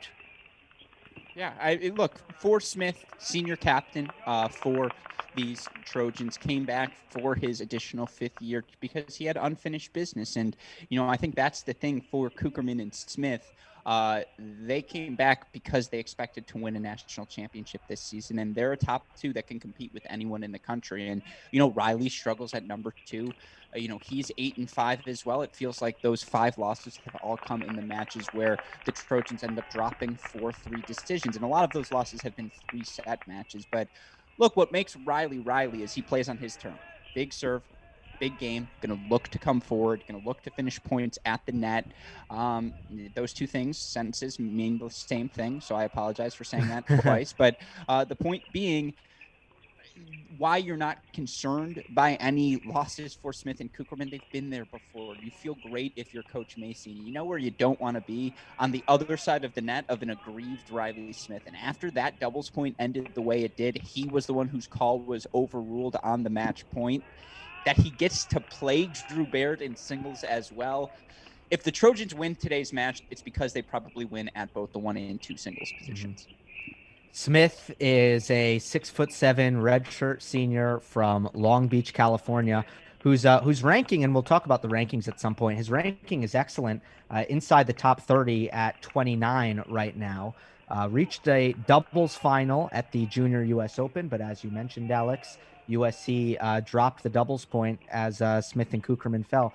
Let's talk about his opponent a little bit. In Drew Baird, someone who trained at the IMG Academy in Bradenton, Florida, that famous Nick Bollettieri, or formerly Nick Bollettieri ran academy, was really highly touted, the number 3 recruit in the class of 2019, and only a sophomore, has a very bright future in this conference. I love his game as well. He was, I talk about Dostanic being my favorite of those guys who entered college tennis last season. Baird's very high up there on the list, and we talk about this on our Great Shot podcast. For UCLA, and again, no Keegan Smith in them for the lineup, but in 2019, if you were a UCLA fan, it was immensely frustrating because Max Cressy, now top 200 pro, was playing number 1 singles. Keegan Smith was playing number 2 singles. Govind Nanda was playing 3 singles. Smith and Cressy, NCAA doubles champion, were 1 doubles. And they essentially won those 4 flights every single match. Now, the problem in college tennis is you need a 4th flight. You need that 4th point on the board to earn a victory. And, this year, Smith has delivered the goods. He's continued to be that rock. Nanda, when he's been in the lineup, 7-1. That's been their second point. The problem is, how do we find points 3 and 4? Baird factors very much into the equation. He's a guy who can be top 3. He's a guy who can compete with anyone and who seems to play his best tennis as the level of competition gets better and better. And so you look for Drew Baird here this season overall on the year. Baird, I believe 8-5 in dual matches, 4-4 at 3 singles. That's just not good enough if this UCLA team wants to make a round of 16 or further push this year, particularly without Keegan Smith. Baird's a guy who's going to have to step up. He is 1-1 against nationally ranked players. He's going up against one this afternoon in Los Angeles on the campus of USC. Let us continue with our whip around, and that takes us to court 3, where we have a change in the singles lineup for UCLA. They've been going with Ben Goldberg at third singles, but they will insert Sam Fight instead, who's 8-4 on the season at fourth and fifth singles. And his opponent is the exceptional Bradley Fry, who's 12-3 in singles, just went 11-0 in doubles with USC's lone doubles victory. So Bradley Fry's doing nothing but winning for this Trojans team, and he's going to try to pick up another today. Yeah, or I think, is it Fry at 3 or is it Dostanich? I think it's Dostanich. It's Dostanich. Yeah. So to your point, I think this is a rematch of their first head-to-head duel. I believe Fight played Dostanich then. I believe Dostanich earned the victory on that occasion. And what I remember from that match was a very competitive second set. I remember Fight actually had a lead early in that second set. And, for the young Dostanich playing the fifth-year Fight just made the match physical, made a ton of extra balls. Through, I believe Fight, the lefty, going to just make you uncomfortable, going to, throw you off with his lefty slice out wide or his big kick on the deuce side. But once Dostanich found his rhythm, Dostanich is going to be the more powerful of the two players here at the number 3 singles position. And when I am drawing up my perfect number 3 singles player in a national championship college lineup, it looks an awful lot like Stefan Dostanich. Young, big hitter, huge upside. I think today, again, especially given the fact that they're going to need 4 singles wins, I think 3 singles is a must-have for the Trojans. I think on paper, Stefan Dostanich would hold a pretty good edge over Sam Fight.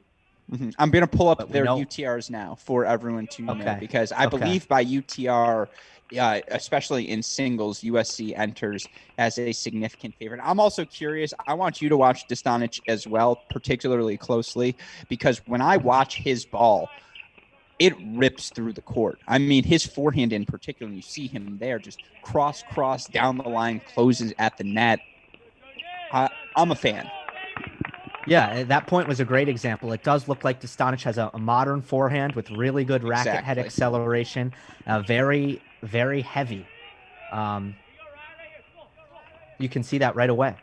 And so I have the UTRs now for these two teams. You look up and down the board, and I'm going to have to make it so that we have the lineup we have here. Dostanich in comparison to, he is a .68 UTR underdog. That's a hefty underdog. If you're within 0.2 in UTR, because UTR is an ELO-based ranked system measuring who you're playing, what the scoreline is against them. If you're within 0.2, that's relatively close. Like Kucherman, Nanda, it's a 0.11 UTR gap. You can essentially toss them out the window. That it's 0.68 between these two, it speaks to the quality of Dostanich's results compared to Fights. Dostanich, only a sophomore, as you mentioned. He's from Irvine, California, was 17-6 in singles a season ago, and now playing a little bit higher in the lineup. The success hasn't dropped off at all. In fact, he's been better. He's 12-3 this year and ranked 84 in the country. Yeah, he's stud. Just up and down the lineup. Fight's got a crafty game, but certainly some strange-looking strokes, Alex. No, it's It's fun. It's fun to watch him play. And again, for the 5th year to go from Gonzaga to UCLA, this is the sort of match he wanted to play. This is why you transfer. Regular season finale at USC, high stakes for both teams heading into the postseason. This is what it's all about. And, he didn't play in the doubles. And he still feels that momentum, though. If you're Sam Fight, you're like, I can't screw this up. My team put me in the position to win. If nothing else, because, again, on paper, Dostanic, the heavy favorite, just compete. Just stay alive on the board. You steal the first set in this match, that's a huge victory. But more than anything else, just stay on the court for your teammates. Yeah, and that Sam Fight will certainly do. He's got to live up to his name, is what you're trying to tell me? He's a fighter. There's no denying that. Fight is a fighter. Yes.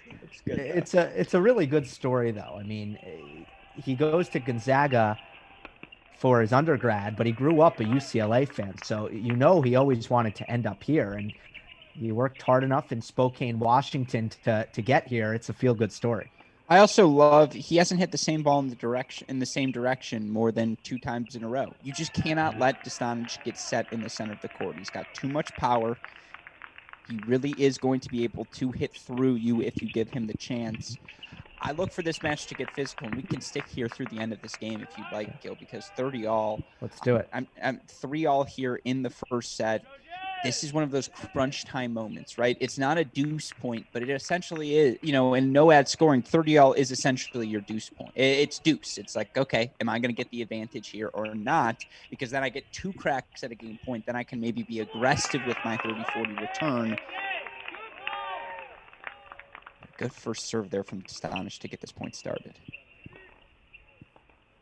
And he went a little too close to the line there.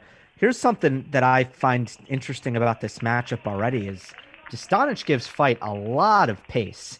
Mm-hmm. And just based on Fight stroke mechanics, you can tell that he really wants to do redirecting.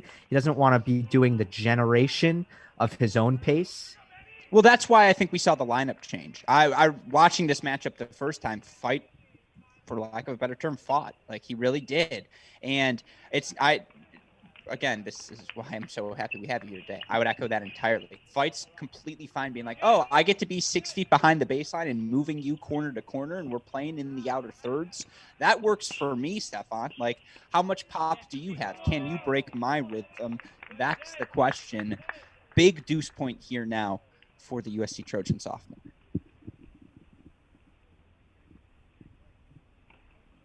Oh.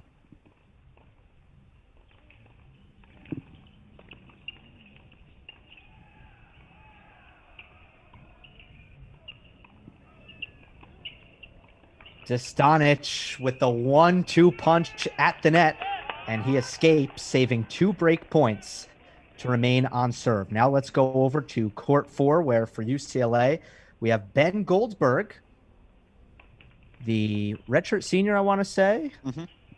Yes, the redshirt senior, taking on Bradley Fry for USC, who I mistakenly already introed as someone who has won a lot of matches this year. Well, look, I think the Trojans are pretty cut and dry today. They're 1 and 2 singles players play 1 doubles. They're 3 and 4 singles players play 2 doubles. They're 5 and 6 played 3 today. That's the sort of line right now, Coach Macy's drawn in the sand, because it's like, look, I got to find 6 guys that I can ride with heading into May. But I mean, this is an all cracked rackets battle, because Bradley Fry, Kansas City's finest, I believe he didn't grow up with Jamie McDonald, but they ran in the same tennis circles. Jamie McDonald, one of our coworkers here at Cracked Rackets. On the flip side, Ben Goldberg is one of my guys. I mean, big Cracked Racket supporter, such a kind and thoughtful human being, but a guy who I was so excited to see get the senior year he deserved after it was robbed with COVID, because, is Ben Goldberg going to be a professional tennis player? Probably not. And I think he knows that as well, but just epitomizes everything you want in your college tennis senior. Just will not, you're going to have to drag him off of the court. He's not going to give you anything for free.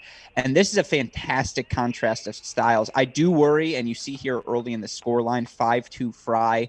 Match is going to be on Fry's terms. He's a guy who wants to play big serve, big forehand, get to the net, plays that traditional Midwest indoor style of tennis, whereas Ben Goldberg, you can just tell, has spent his life in the LA sun. Fun contrast. USC is in charge of 3 matches here at the bottom of the singles lineup. You see Fry up 5-2, serving for the first set. Jake Sands is up 5-1 on Matthew Salakian.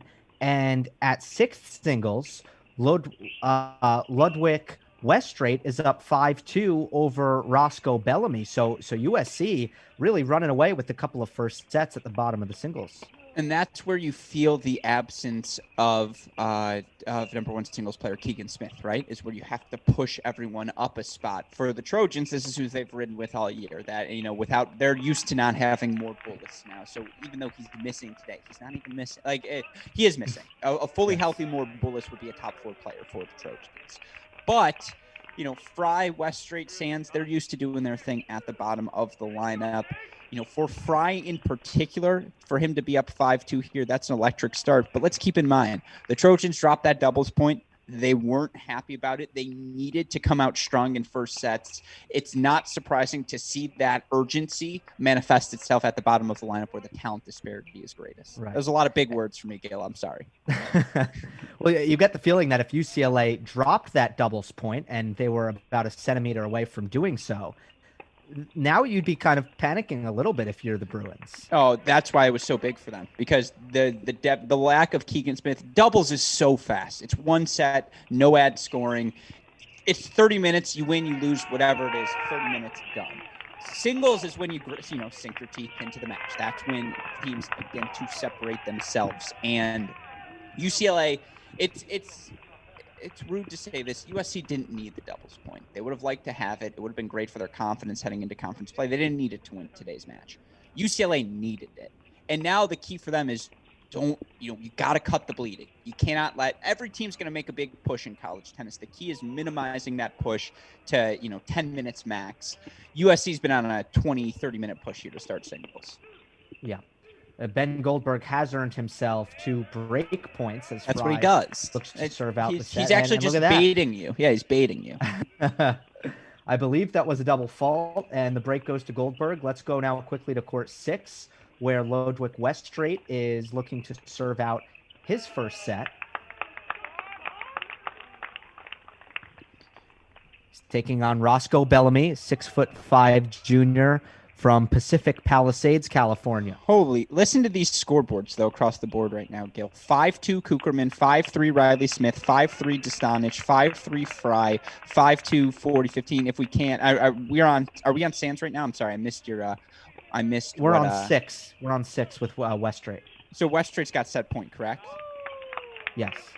So we already missed a first set. Sands and Salokian 6-1 before we even opened our eyes. Yes. Correct. And Westrate now serves out the first set. It is a 6-2 first set for Westrate over Roscoe Bellamy. Shall we go back to court 1, 30 all with Kucherman and Nanda, with Kucherman up 5-2. I believe now he does have a set point. Yo, that's why you're on the 1s and 2s today. Yes, let's absolutely go back to court number 1 to see if the Kookie Monster can close it out. We are on 1 here, and we see, again, Daniel Kucherman, Nanda. The backhand lob. We saw it in doubles.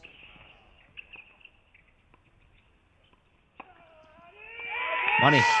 Huge roar from Kucherman. And that's the senior leadership. It's manifesting itself. He feels responsible for dropping that doubles point. And even against Govind Nanda, you knew Kuki was going to come out firing. He does that. 6-2 on court number 1. Let's go to court 2 now. Let's go to 3 if we can quickly, Westoff. 3 right now. 5-3, 40-15. Stefan Dostanich. People know on these Crack Rackets broadcasts the deal. Please excuse my dear Aunt Sally. Order of operations. It goes match point, dual match clinching point 1, match point 2, set point 3. We're going to try and jump around here between all of these set points. It's Dostanich, I believe 40-15. Scoreboard now says 30 all. So I think they screwed that up. So we're going to go to court 2 instead, Westoff. I apologize for that. 40-30 on court 2, set point for Riley Smith. Well, they're all wrapping up at exactly the same time here. That's how it works, always. I love the technique on Smith's serve. It's textbook. He explodes into that ball. Big serve out wide earns him the set 6-3. It looks like Dostanic now. Let's go to Dostanic next if we can. Court 3, Westhoff. 30 all there. Goldberg's got himself a game point 40-30 on court 4, so that's going to hold for a second, but we'll go back there afterwards. For now, we're on 3, Dostanic. Again, it was 30 all now. Let's wait for that scoreboard to update. Body language suggests, 40-30 Dostanic. There's a little drag in the fight of Sam fight right now. But no, it's funny how that works, though, Gil, isn't it? It speaks to the importance of momentum in college tennis. Absolutely. I mean, it's now when a player like you mentioned, Daniel Kucherman, really just full throat yelled after winning the first set. He's doing that on purpose. He wants everyone to hear that he won the first set, and Dostanic keeping it to himself a little bit more than Daniel Kucherman, but the first set goes to Dostanic as well, 6-3. Yeah, that's just too good, again, from the Trojans, who and now on court 4. We have a deuce another point. Deciding point, yep. If we can, Westhoff, let's get over to 4. Goldberg, Fry, and right now, USC 5 first sets. Oh, excuse me. Yes, 5 first sets in the bag. Have a chance to make it a clean sweep on this overhead. It's a clean sweep, Gil. Clean sweep from the Trojans. They respond, take 6 first sets across the board here now. Wow. And you could throw doubles out the window. Commanding position here for the Trojans. Let's go back to court number 1. Watch Kucherman and Nanda a bit. But Gil, your reaction, it feels like our 5-minute break ended 3 minutes ago, and we already have 6 sets in the bag for the Trojans. I feel like I'm watching USC football because that was the blitz. Is this I don't know whether you on the tennis court? Yeah, it's just like over so quickly. That hasn't happened yet. It will. It will. We'll get the red zone stream, and then probably an ambulance on site. Yeah. Who would you want broadcasting that, Alex? I was going to say something mean there, so I didn't. Good thing I didn't. Here's a joke just for you. Probably Matt Rackett to assess my game. I just don't think there's anyone better assessing games than Matt Rackett out there. So if he was on the call, at least we know technically what we are and aren't doing right. Yeah. I'd love to have my game ripped apart by him. Yeah, exactly. Matt Willis. Man. I mean, it couldn't be Mike because then I could never watch it because the things he would say, I'd cry. Mike Cation, who I'm referring to. Yes. I mean, it's probably him, though. It's probably the answer. What about you? Fowler, just because. Let's go Steve Weissman just for I just want max enthusiasm. Give me the energy. It's a good pick here. And by the way, serving marks are still off. Kucherman 30-15. He's serving here, so we apologize for that on the scoreboard. But it is Daniel. Go ahead. Sorry. So I want to just get into Govind Nanda and him coming back. It sounded like a lot of it was just fun factor. It was there, but a big part of it was that there were not enough options for tournament play at the ITF level in the United States. And has that been a problem for a lot of players in the U.S. this year? It's absolutely a factor in why so many players chose to come back this season. You talk to Alexander Kovacevic, or you talk to Govind Nandas of the world, guys who have pro aspirations. There's no doubt that they were ready to turn pro, but why would they when there's so much uncertainty surrounding the pro calendar? And the fact that so many of these coaches, look, Brad Dancer at Illinois, obviously Billy Martin at UCLA, Brent Macy, all of these coaches, to coach a high level of college tennis, you have to understand, you have to give some leniency to your players so that they're able to go play pro events. Nanda's got pro aspirations. He's never been shy about sharing them. And I think early on he was like, look, if I'm going to have to negotiate all of these COVID protocols, it's not worth it for me to come back if I'm not even allowed to practice on my court, because with all due respect, I'm at UCLA to continue my professional goals, which is to play to play professional tennis. You can see why, as a fantastic point there, brings us to a deuce point. So no, I guess I'm not surprised that he wanted to go practice and be a pro. I am surprised that he did it for the first 2 months and then decided to come back. Like, that to me is the shocking thing, is that after 2 months, he was like, you know what? No, I'm still going to come back. That just shows how committed he is to this team. Yeah. Well, I think you look across the board, and on the USC side, for example, Riley Smith is a fifth-year player who got that extra year of eligibility because of how the spring season ended with COVID-19 canceling the season last year, and the NCAA made the obvious call to give these spring athletes another year of eligibility. But I would say across the board, the overwhelming majority of these athletes have said, sign me up. I want to play a fifth year of tennis. And that's a big commitment, because that's putting your life on hold for another year. But almost, most have done it. Is that an accurate assessment? Yeah,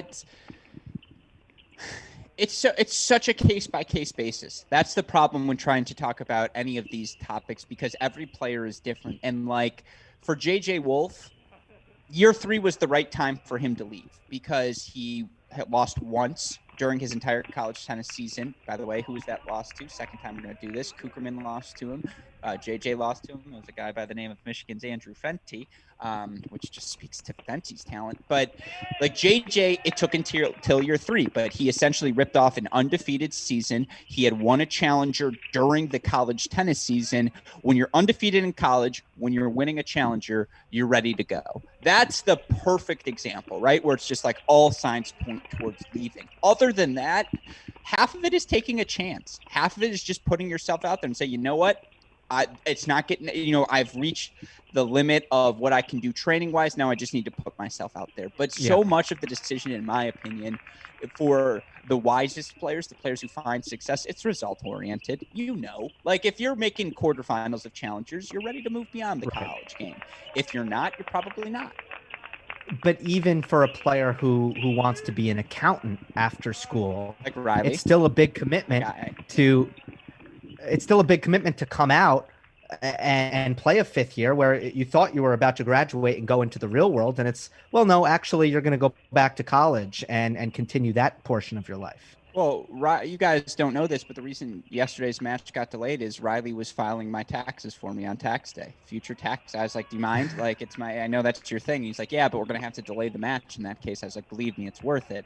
But yeah, look at a guy like Yuya Ito, who was the #1 player in the country last year, who had some pro success at the future circuit, but it's like, you know what? I'm good. Like, I got a really nice job offer outside of the tennis world. I'm going to go pursue that. And it's just, you can understand why, again, all of the cases are different, because it really just depends on your scenario, on your results, and just what, I guess it's not a one size fit all. Like Kevin Anderson, John Isner, they needed all 4 years.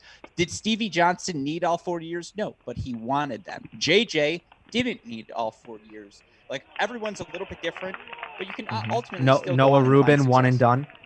Another good one, and he was ready, right? NCAA final, you're good to go. Yep. So, again, if you're just joining us, UCLA won the doubles point. USC came out angry in the singles and won every single first set. 3 of them 6-3.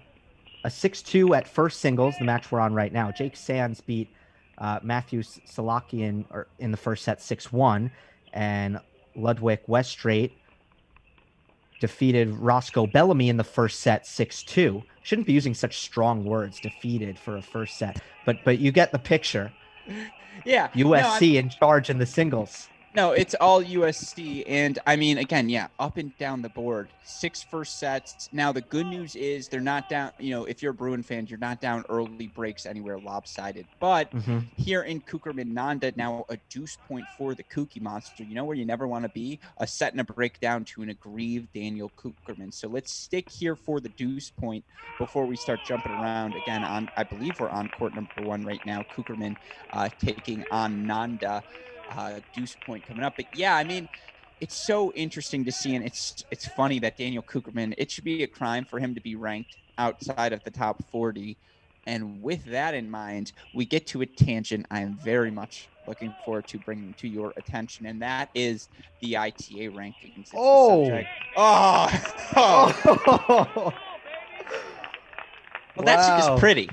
That's the athleticism. We talk about a man amongst boys. To track that ball down, to have the leg strength to hit that ball cross court. Are you kidding me? It's ridiculous. That was Kucherman has looked, and you said that this would be the case coming into the match.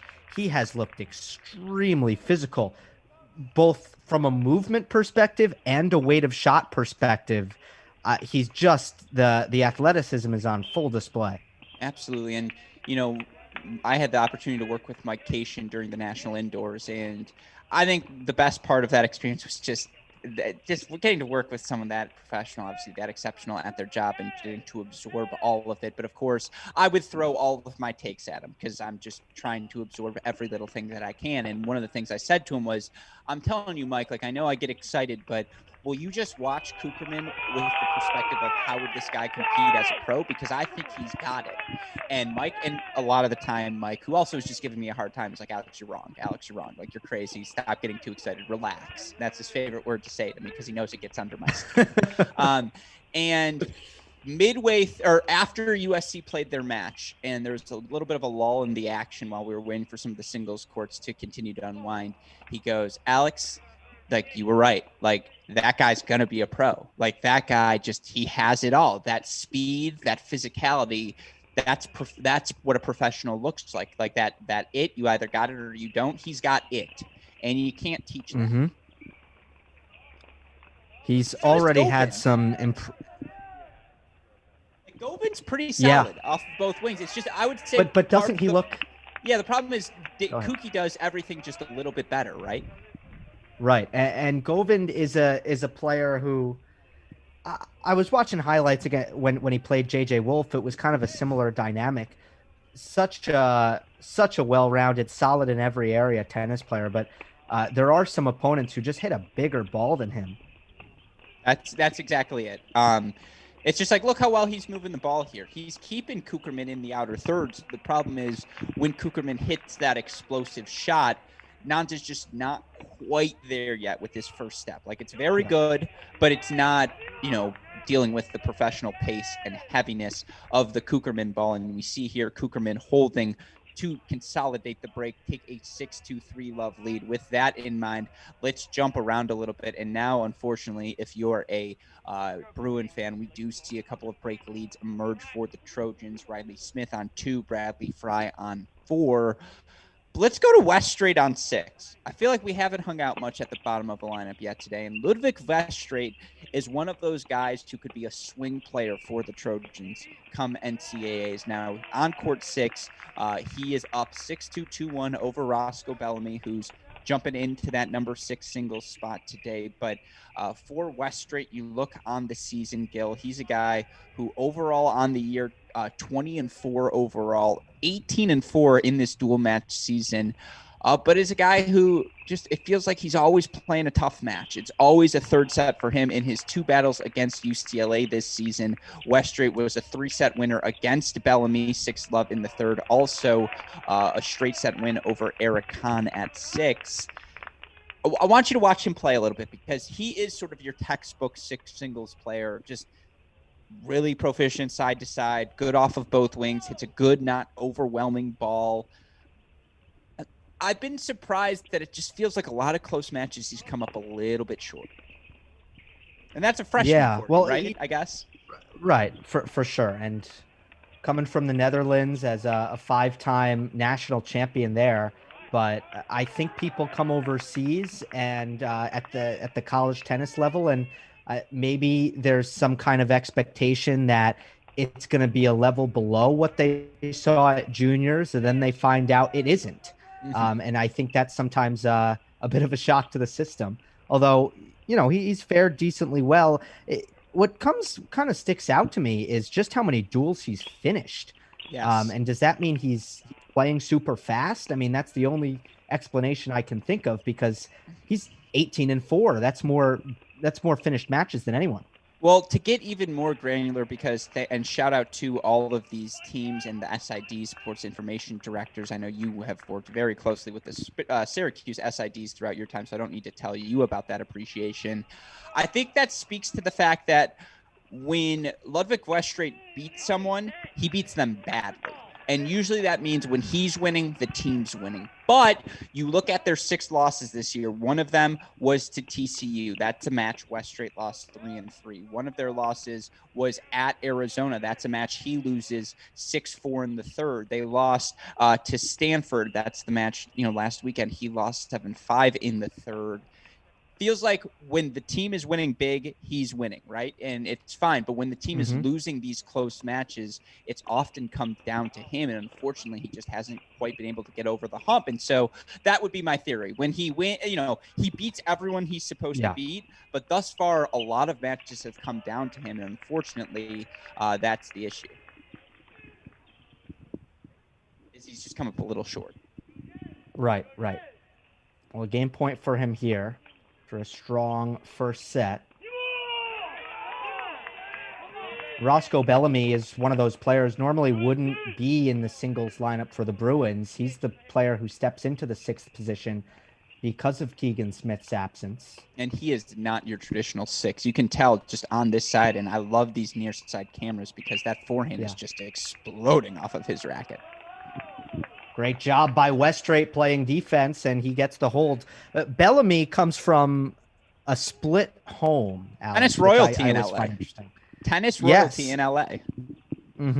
His mother and his brother Rob played tennis at USC, but Roscoe decided to attend UCLA because he, quote, always wanted to be a Bruin, and, quote, couldn't imagine being anywhere else. I kind of feel like he's rubbing it in. He's just 100%. 100%. And that's half the fun of this rivalry in particular. Michigan, Ohio State is territorial. It's Capulets and Montagues. There's no messing around. If you're a Romeo who finds a Juliet from Ohio State, vice versa, and I mean, Juliet could also be from Michigan. It doesn't matter. The point being, that's rare. There's a lot of inbreeding in LA. It's very much, it's what are they? The Lannisters of the college tennis rivalry world. They keep it in-house, always pay their debts. That's bold. Wow. USC, UCLA, the Lannisters of college tennis. What do you think about that? It was not a comparison I was expecting to make today. You're spot on. And I do think that's the most fun and unique thing about this rivalry, as Bellamy is not going to want to see a replay of that drop volley. I love that. It's so unique. You could say the same thing for, like Yankees, Red Sox, and Gross Gruskin. I guess. What's that? Gross versus Gruskin.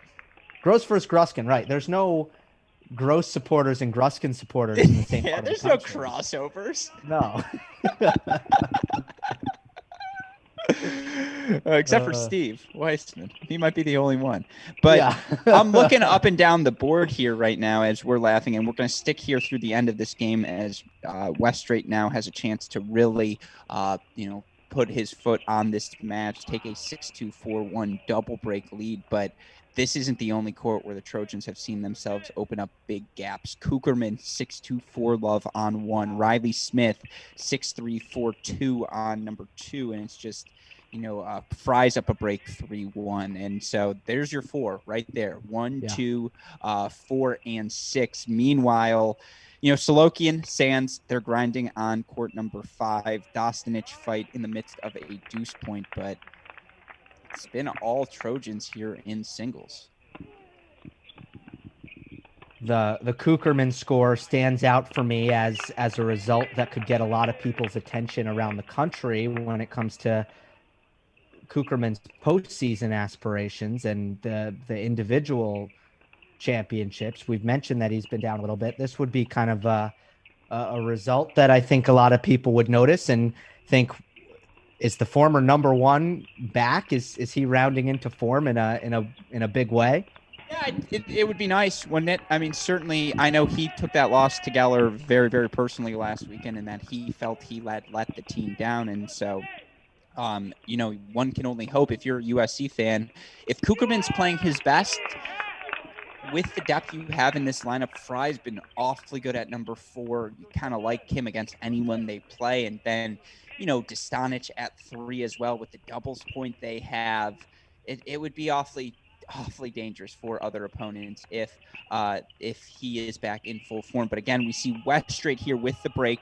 So now 6-1, 4-1 lead for the Trojans. 6-2, 4-1 lead here on court number 6. Should we go to court number 1? Kucherman. Yeah, let's go to court number 1. I like it. What's the scoreline there? 6-2, 5-0? 5-0. Daniel Kucherman going for the second set bagel. It's a tough one. Can you run us through? I know we went through it. Can you set us to go 1 through 6 here? What we have across the board? Just what are our score lines right now? Sure. We have at first singles. We'll have this next game for you as Kucherman will look to serve out the second set over Govind Nanda. On court 2, second singles, Riley Smith is up a set and 4-2 over Drew Baird. Third singles, Stefan Dostanic knotted up at 2 in the second set, but he did take the first 6-3 over Sam Fight. On court 4, Bradley Fry up a set and a break on Ben Goldberg. Fry has just been so good this season. Court 5, that's the one court we haven't gotten to, so we do need to get there at some point. It's Jake Sands, took the first set 6-1, and currently 2-3, can't tell who's serving, but it's close in the second set. And on court 6, Ludwig Weststraight up 6-2, 4-1 on Roscoe Bellamy. Have we really not shown any of the Sands Salokian match? Now that you say that out loud, I'm like, oh man, we haven't, have we? Yeah, because we got the first sets wrapped up so quickly that we weren't really done with our sweep. Until things got very interesting on a couple of courts. Yeah, no, again, this match, it's been crazy. And Kucherman there, are you kidding me with that forehand cross-court winner? Just sensational stuff. You can see the laugh on Nanda's face. He's chuckling to himself as if to say, what am I supposed to do here? But yeah, we will go to Sands next then. That's my promise to you listeners. With that in mind, so you see Kucherman. When he plays his best, he can beat anyone. Right now, ITA rankings have him outside the top 40. The rankings have been a huge point of contention for college tennis fans across the country. And of course, the big reason why they are so screwed up, Big Ten schools weren't allowed to play non-conference matches. And as such, they've suffered. And, Pac-12 early on, they weren't really allowed to dabble outside of the conference either, certainly not to the extent that the ACC, SEC, Big 12 were able to do. And so, in the individual rankings, you have a 24-0 Cannon Kingsley, who was top 5 in the country to start the year when everything was manual. He's now outside of the top 100. You have teams like Michigan and Ohio State, borderline top 20 because the computers, they've only played Big Ten teams and they lost their one non-conference match. And so the computers don't respect that fact. And, as of right now, the plan for the ITA they had suggested, and by the way, we see Daniel Kucherman, 6-2, 6-love, dominant form for him at number 1 singles. If we can, Westoff, let's go to court number 5 as promised. Jake Sands, 6-1, 3-all lead on Matt Salokian. But for these rankings, right now, the idea is let's just stick to the computers. We'll reevaluate later. We'll give the coaches poll for additional information, but we'll still leave it up to the NCAA. I gave my piece on the Great Shot podcast. I can repeat it again without biasing you. Your thoughts on the whole ranking conundrum right now in college tennis? Really, really difficult. It's a no-win scenario. Yes, I think you need to stick with the computer. I think this is, obviously the name of the game in tennis is look at this sport where we can just have objectivity and we don't need a selection committee because the sport is so damn simple and it's a one-on-one situation. You have players, there's a winner, there's a loser, and there's not that much eye test really necessary.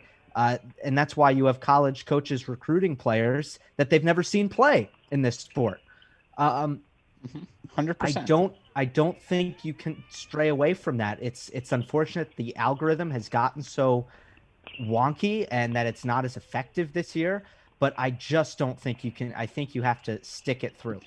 So here's the big thing. And without naming names, there's a particular coach of a particular Big Ten school that is fighting like hell for the Big Ten, as he should, because the Big Ten, it's not the Big Ten team's faults. It's not Michigan or Ohio State or Illinois' faults individually that the conference elected to screw over the entire conference and not play any non-conference matches. That was done out of the safety and health. And so what the ITA is trying their best to do is to not punish Big Ten schools for trying to, stay safe amidst the pandemic. The problem is, and again, so much credit needs to go to Tim Russell, the entire ITA staff. It's a no-win scenario, right? The problem is we're 2 weeks out from the NCAA tournament. You just kind of have to make a decision at this point. And it's just like, you can't have uncertainty. If you're going to go with the computer rankings and screw over the Big Ten, that's fine. Just do it. Like, they're going to be angry. And of course, any organization works best when everyone's not angry, when everyone's happy. But there's never going to be a scenario where everyone's happy, because it's sit down and try and rank the top 50 schools manually. Sit down and try and rank the top 50 players in the country by hand. I've tried. It's really freaking hard. It takes a ton of time. And there's just not a lot of coaches out there who have the time or the inclination to do it. And it's just like, so to your point, I agree. Computers just kind of what you have to do. And if you're not going to input manuals, like, that's fine. If you want to make manual adjustments, I agree. That's like the obvious scenario. That would have been the easiest solution. Well, if you can't agree on them doing it, that's fine. Then you probably just have to say, we're using the computer. We're sorry, Big Ten. This is what we have to do. Let's go to 6 real quick, as Westrate is 2 points away from the second set, as Jake Sands also just got the break over Matthew Salakian. Yes. So USC is inching closer here. But you see it, by the way. Bellamy gets one of the Alex, breaks back, 4-5-3. Westrate has had issues closing out some of these matches all season long, especially as the pressure begins to mount within the match. Believe that was a game point, was it not? No, it's unclear here what's going on. I think the scoreboard is either a bit ahead or a bit behind of the screen of the stream, because right there it said game point, but it wasn't. Sorry, I'm just confused here on 6 with the exact scores. We'll try and clear that up, but please go ahead, Gil. I think it's a hold from Bellamy. Now Westrate serves Lovall. Oh, that can't be Lovall. Love 15. He lost that first point. Yeah. Okay. Okay. So your official stance is, first and foremost, you need to make a decision and say what you're going with, if you're going with the coaches. But then ultimately, are you in favor of leaning on the computers and just making some manual adjustments? Yes, that would be the ideal scenario, because there's only 5 schools that really need adjustments. And it's Michigan, Ohio State, Illinois, Stanford, and maybe UCLA. Like, those are your 5. And outside of them, like, all right, I could argue that manually there are some SEC schools that are a little bit rewarded for just playing fellow SEC schools. But, like, I don't feel a need to manually adjust downwards, whatever. Like, that's fine. If someone's a little overvalued, that's fine. You just can't have schools undervalued. You can't have Stanford lingering as the 46th ranked team, and then they end up playing the number 1 ranked, Florida first round. No one wins in that scenario.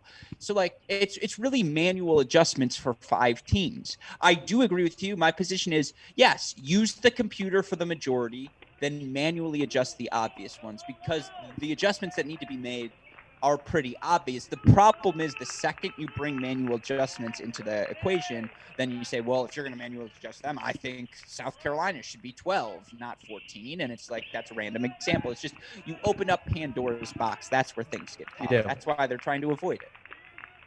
Right. Yeah. If you could, it's really interesting. 40-30, by the way. We have a correction. Yeah. It goes from being 40, Bellamy's up. He's actually winning the match, to now 40-30. So yes, double match point here for Westrate. And then we'll get back to our boys elsewhere, as I believe we've got a couple of other match points near. Actually, if we can, there it is. Bellamy with the win, 6-2, 6-2, 2-1 now USC. Can we go to 2 quickly, Westoff? We've got a match point, deuce point on court number 2. Riley Smith serving up a set and 5-4. He's got a chance to make it 3-1 USC. Looks like he might have actually done that already. Yeah, I'm seeing. Oh, no. You know what happened? It was a deuce point on the last one. He's now serving for the match up 5-4. So it was a slow adjustment there on court 2. Well, let's stick here because it is Riley Smith serving for the match. But again, it was deuce point on the last one. Now Smith serving for the match 6-3, 5-4. USC victories on courts 1 and court 6 after UCLA took the doubles. So now 2-1 Trojans, and they're in command everywhere, Gil. It's been really impressive in the singles. Again, as you alluded to, just playing with attitude after losing the doubles point in the manner in which they did. USC looking for its 3rd win of the season over these UCLA Bruins. And I love that it's the senior leaders who are going to get points on the board. And it's just like for them, especially for Smith and Kucherman to drop that doubles tiebreak, that's the thing that hurts the most. And apologies, by the way. I know we got off that ranking conversation quickly. We got a question in our comments from John Parsons who asks, the problem is who makes the manual adjustments? Is it coaches? Is it the NCAA? Is it the ITA? By bylaws, it would probably be the competition committee, which is a committee assembled of college coaches from across the country. The problem is, obviously a Big Ten coach is going to fight for the Big Ten teams. A Pac-10, 12 coach is going to fight that. That's where the issues start to come in play. This is where, again, I want the layman's opinion, Gil, because I am so invested. And I like to think, knowing these coaches that like I do, that there would be integrity in any manual adjustments that are made. And by the way, quadruple match point now for Riley Smith. My question to you, would you, the optics of that, having coaches make manual adjustments to the college tennis rankings as you approach the NCAA tournament, that sounds like a whopper of a conflict of interest. Ace down the tee, big roar from Riley Smith to close out 6-3, 6-4. So now 3-1 USC. Let's go to court number 4 right now. Westhoff is Dostanic 6-3, 4-3, 40 love. So that looks like the next closest. But your thoughts, Gil, again, on this ranking thing, because I just feel like indecision's the kiss of death. I agree with you. And then, you're kind of when you're exuding uncertainty, you're really leaving the door open for people to get very angry. Talk about keeping people content. I think you do need to make a decision here. For me, it's the computer rankings. You live and die by the algorithm. And unfortunately, you might die by it this year. And nobody's denying that, but you live and you die by it. No, I think that's now fair. Just to follow up and add a little bit of additional context on this matchup. USC ranked 15th by the computers, 13th by the coaches. UCLA ranked 33rd by the computers and 27th by the coaches. So in both cases, the coaches think that these Pac-12 squads are a bit undervalued. There's 2 conferences you adjust for. That's the problem here, and it's more the Big Ten than the Pac-12. But that's it, because the other schools got to play a relatively normal schedule, not by volume, but by quality of opponent, who they were playing. And it's just kind of like, okay, do we really want to make a big fuss for 5 schools? The coach on the competition committee who is making a fuss says, yes, we should. And I completely understand his argument, because why, like, if Michigan's playing or Ohio State's playing or Illinois is playing some top 16 seed in the opening weekend, that ruins it for everyone, not just those 3 schools. At the same time, either screw everyone over or don't. Like, just make your choice, because by leaving the argument open, everyone just stays angry, right? And that's where that would be the only fault I would have from the ITA. Is sometimes you try to make everyone happy, which is why I'm such a fan of them. They've been so supportive of us. But, like, sometimes you just can't. And I think we've hit that point now where it's like, all right, not everyone's going to be happy. Let's just choose. Right.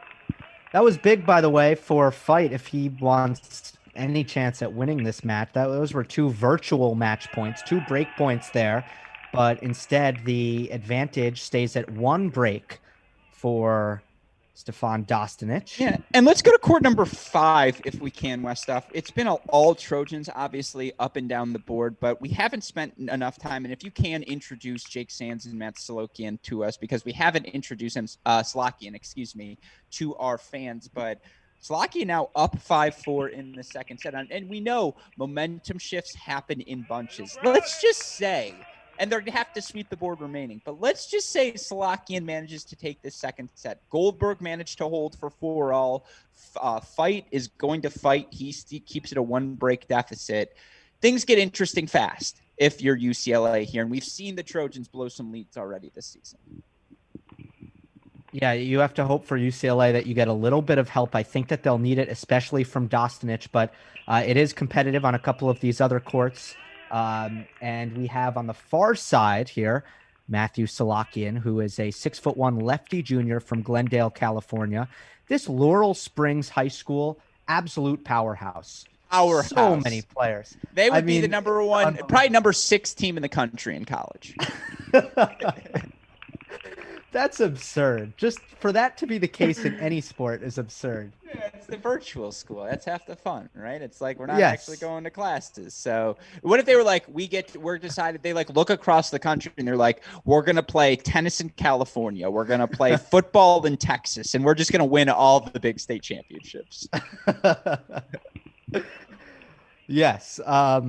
Speaking of another California native on the USC side here, near side of your screen is Jake Sands, who stands at 5'10". He's a junior from LA. And in the second meeting with UCLA, Sands was the one who clinched the 3-all duel, a come-from-behind victory for Sands in that one. Just one of the biggest wins that the Trojans picked up all season, thanks to Sands. Yeah, and that was a dramatic match, too, because I believe it was against Patrick Zaraj, and I believe Zaraj was up 5-4, and there were some controversial calls there as well. I will say one of the funnier things I saw today, they were doing senior day videos for all these USC seniors, and they had Jake Sands talking about Daniel Kucherman, and so you were a great leader. You were such an inspiration to me, and it was also so great to have someone on the team who was shorter than I was. And you always love a little comedy there from Jake Sands. It's very, very funny. And, again, he's played so many close matches this year. And him, Jackson, Westrate, that's the swing for this USC lineup. How good they can be at 5 and 6 will dictate how far this team goes. And, they lost to Arizona this year. That doesn't happen if you're USC. They lost some matches, that 4-3, they blow that match to Stanford, and they go 0-3 National Indoor Weekend. Those things don't happen to the Trojans. And so there's a lot of angst, a lot of fight left in this USC roster. I'm telling you, they're gonna upset someone in the NCAA tournament. It really just is a question of, can they run the table to put themselves in a position to get as high a seed as possible so that they can put off playing a North Carolina, Baylor, a Tennessee, Florida, until Virginia, till, quarterfinals at the earliest. Yep. Outside of the top 10 right now are the Trojans. I'll tell you what, for someone who's 5'10", I mean, Sands loves to come forward. It's really refreshing to see that the way Jake Sands play. It's just fun to watch. 100%. He's been a mainstay in the back of USC's singles lineup for the past 2 seasons. No, 100%. And again, for Sands, it's funny because I think this is a good matchup for him. Solokian, a guy who wants to be 6 feet behind the baseline, grinding, playing these 15, 20 ball rallies. It's giving Jake Sands opportunities to play on his front foot. And I think Coach Chris Quint has done an excellent job in this match of keeping Sands on his front foot, because when Sands gets pressured, he does get a little bit tentative, and that's when he starts to play not his best tennis. So again, good matchup for him. I imagine they're going to play out today, even if USC clinches a 4-1 decision, as they're getting close to doing. This would be a confidence boost for Sands, certainly, because Solokian, I'm going to butcher the pronunciation the whole time. Salakian, there it is. Thank you. He's a tough out. And so anytime you can get this sort of result against him, you feel good about yourself physically. Yeah, Salakian, as I mentioned, 15-2 combined in dual play in the last 2 seasons. Yeah. So it's just such a tough out. He just competes. Mm-hmm. And we see here now, by the way, speaking of which, for the Trojans, again, they are closing in on the finish line. Dostanic up 5-3 now on court number 3. Bradley Fry on serve 5-4 in that second set on court number 4. Will stick here through the end of the game. And in fact, Jake Sands holds 4-5-4. Who do we trust? I'm going to give you the choice here. 3 or 4. Do we think it's going to be Dostanic, or do we think it's going to be Fry? Well, I would say it's going to be Dostanic, but you know what? Fry and Goldberg's game started first, so let's go to court 4, Love Westhoff. it. Love it. Love it. You like that decision making? Love it. Absolutely. So we're on 4 now. It's Goldberg, Fry. 15 all. And I want you to watch this Bradley Fry forehand closely, Gil. And, again, you see Goldberg here chatting with the chair umpire. Maybe we missed something funky. But Bradley Fry plays big on that forehand wing. And it's pretty as well. It's very, very well struck. Takes it early. Let's try and hear what they're saying here.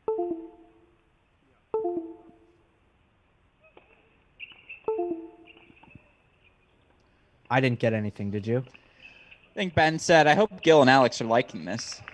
I'm trying to fight, boys. That's what I heard. That was my interpretation of his body language.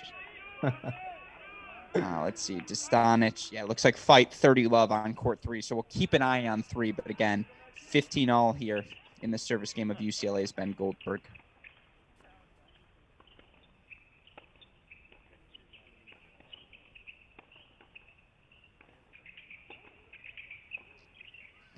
Fry, Goldberg just looks like he second guessed himself there. He was thinking about coming forward and he just hesitated.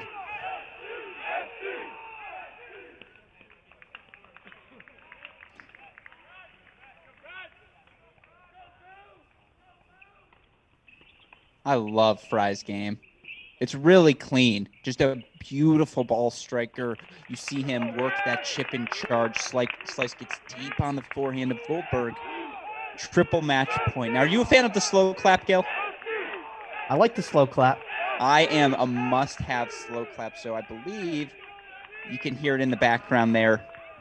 Slow clap underway for the Trojans. Triple match point here for Brad Fry.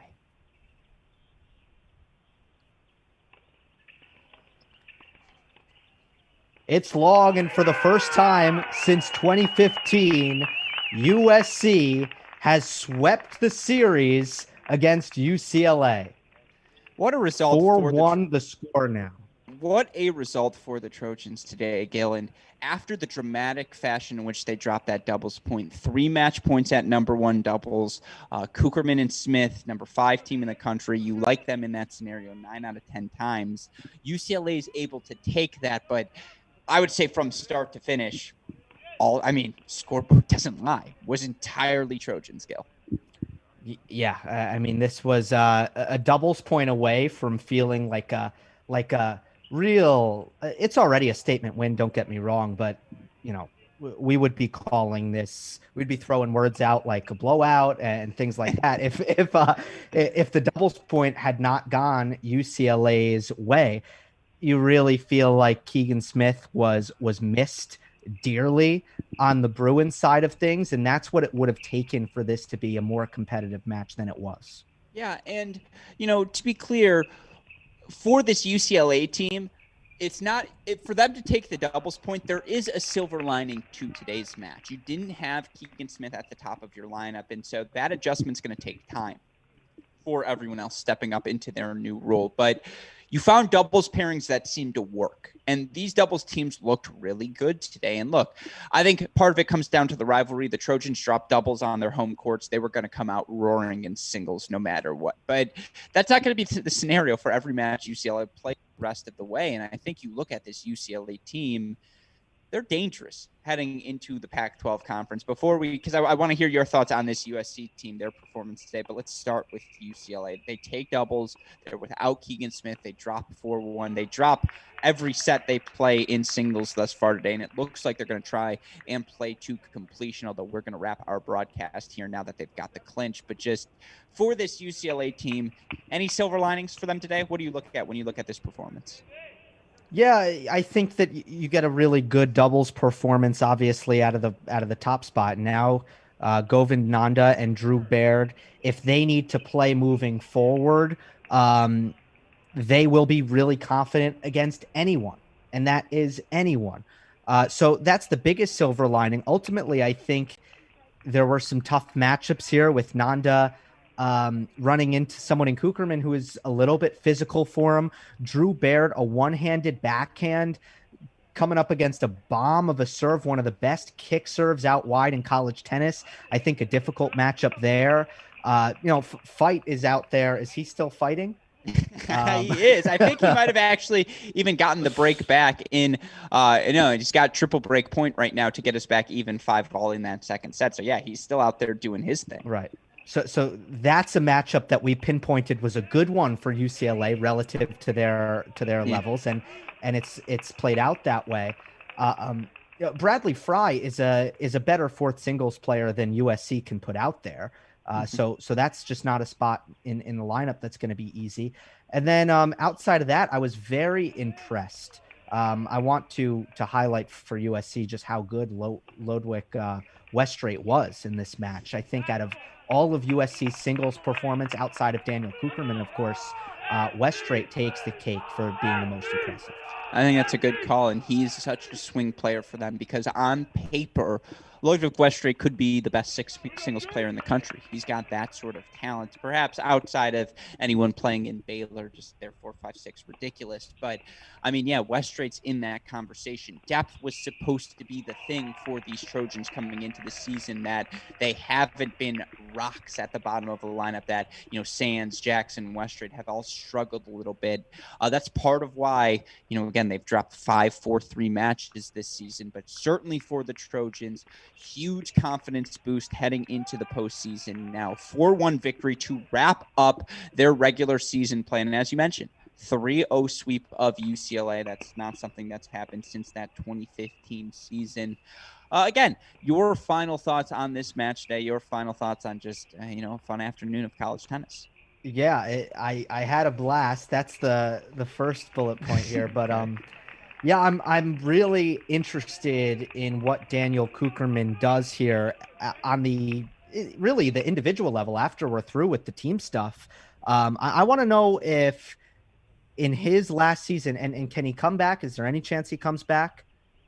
I don't think they do. That? So I say no because they don't do senior day for him if he's coming back.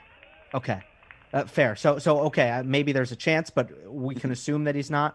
I'm really looking forward to how he can wrap up his college career because hopefully he's rounding into the same kind of form here that saw him get up to number one in the country. And that was one of my big takeaways from tonight. I'd also love to see him and Riley Smith capture that doubles title because it does feel like Daniel Kucherman deserves some sort of NCAA championship before things are said and done. But no, he was a star today. And for this USC team, you don't even remember the doubles point after they take 4 singles victories. And I think about an hour of play here. Or about an hour and a half. That's how long it took them to get the job done. But again, fantastic performance for USC. Fantastic display of college tennis as always. That sets us up for tomorrow's Big Ten regular season finale. You thought this rivalry was fun. Wait for what we've got in store for you tomorrow. Michigan, Ohio State. I'm probably not going to sleep tonight in anticipation. That's how excited I am for the kickoff. Going to be a slightly different cast of characters. I'm stuck with Chris Halliors tomorrow as Gil. You've got places to go, people to see. But of course, we were so happy to have you on the broadcast day. We're hoping this is not a one-off thing, but to get to bring you into our Cracked Rackets rotation as much as possible moving forward. For any listeners, any viewers on the stream who don't know where to find their work, where can they see it all? Gil Gross on YouTube. Quick search will pull it up. The podcasts are Monday Match Analysis and 3 A Tennis Show. Definitely put A Tennis Show after the 3. You can't put Menage a Trois and then Gil Gross? No, you can't just write like Trace in a Google search. It'll just come up. It's actually it spans across languages.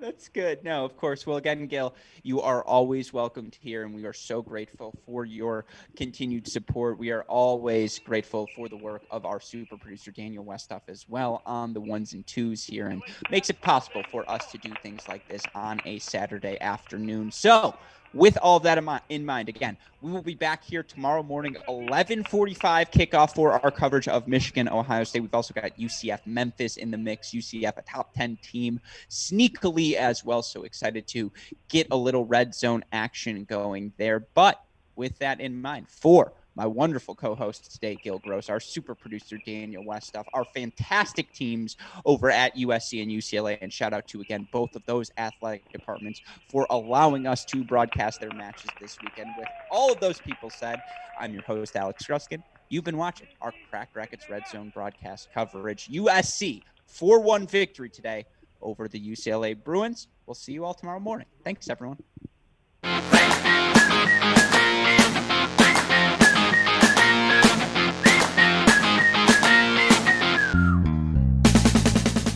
Westoff, let's go to court 6 at Ohio State. I don't believe it, My Chris. goodness. University of Virginia. Shocking quarterfinals.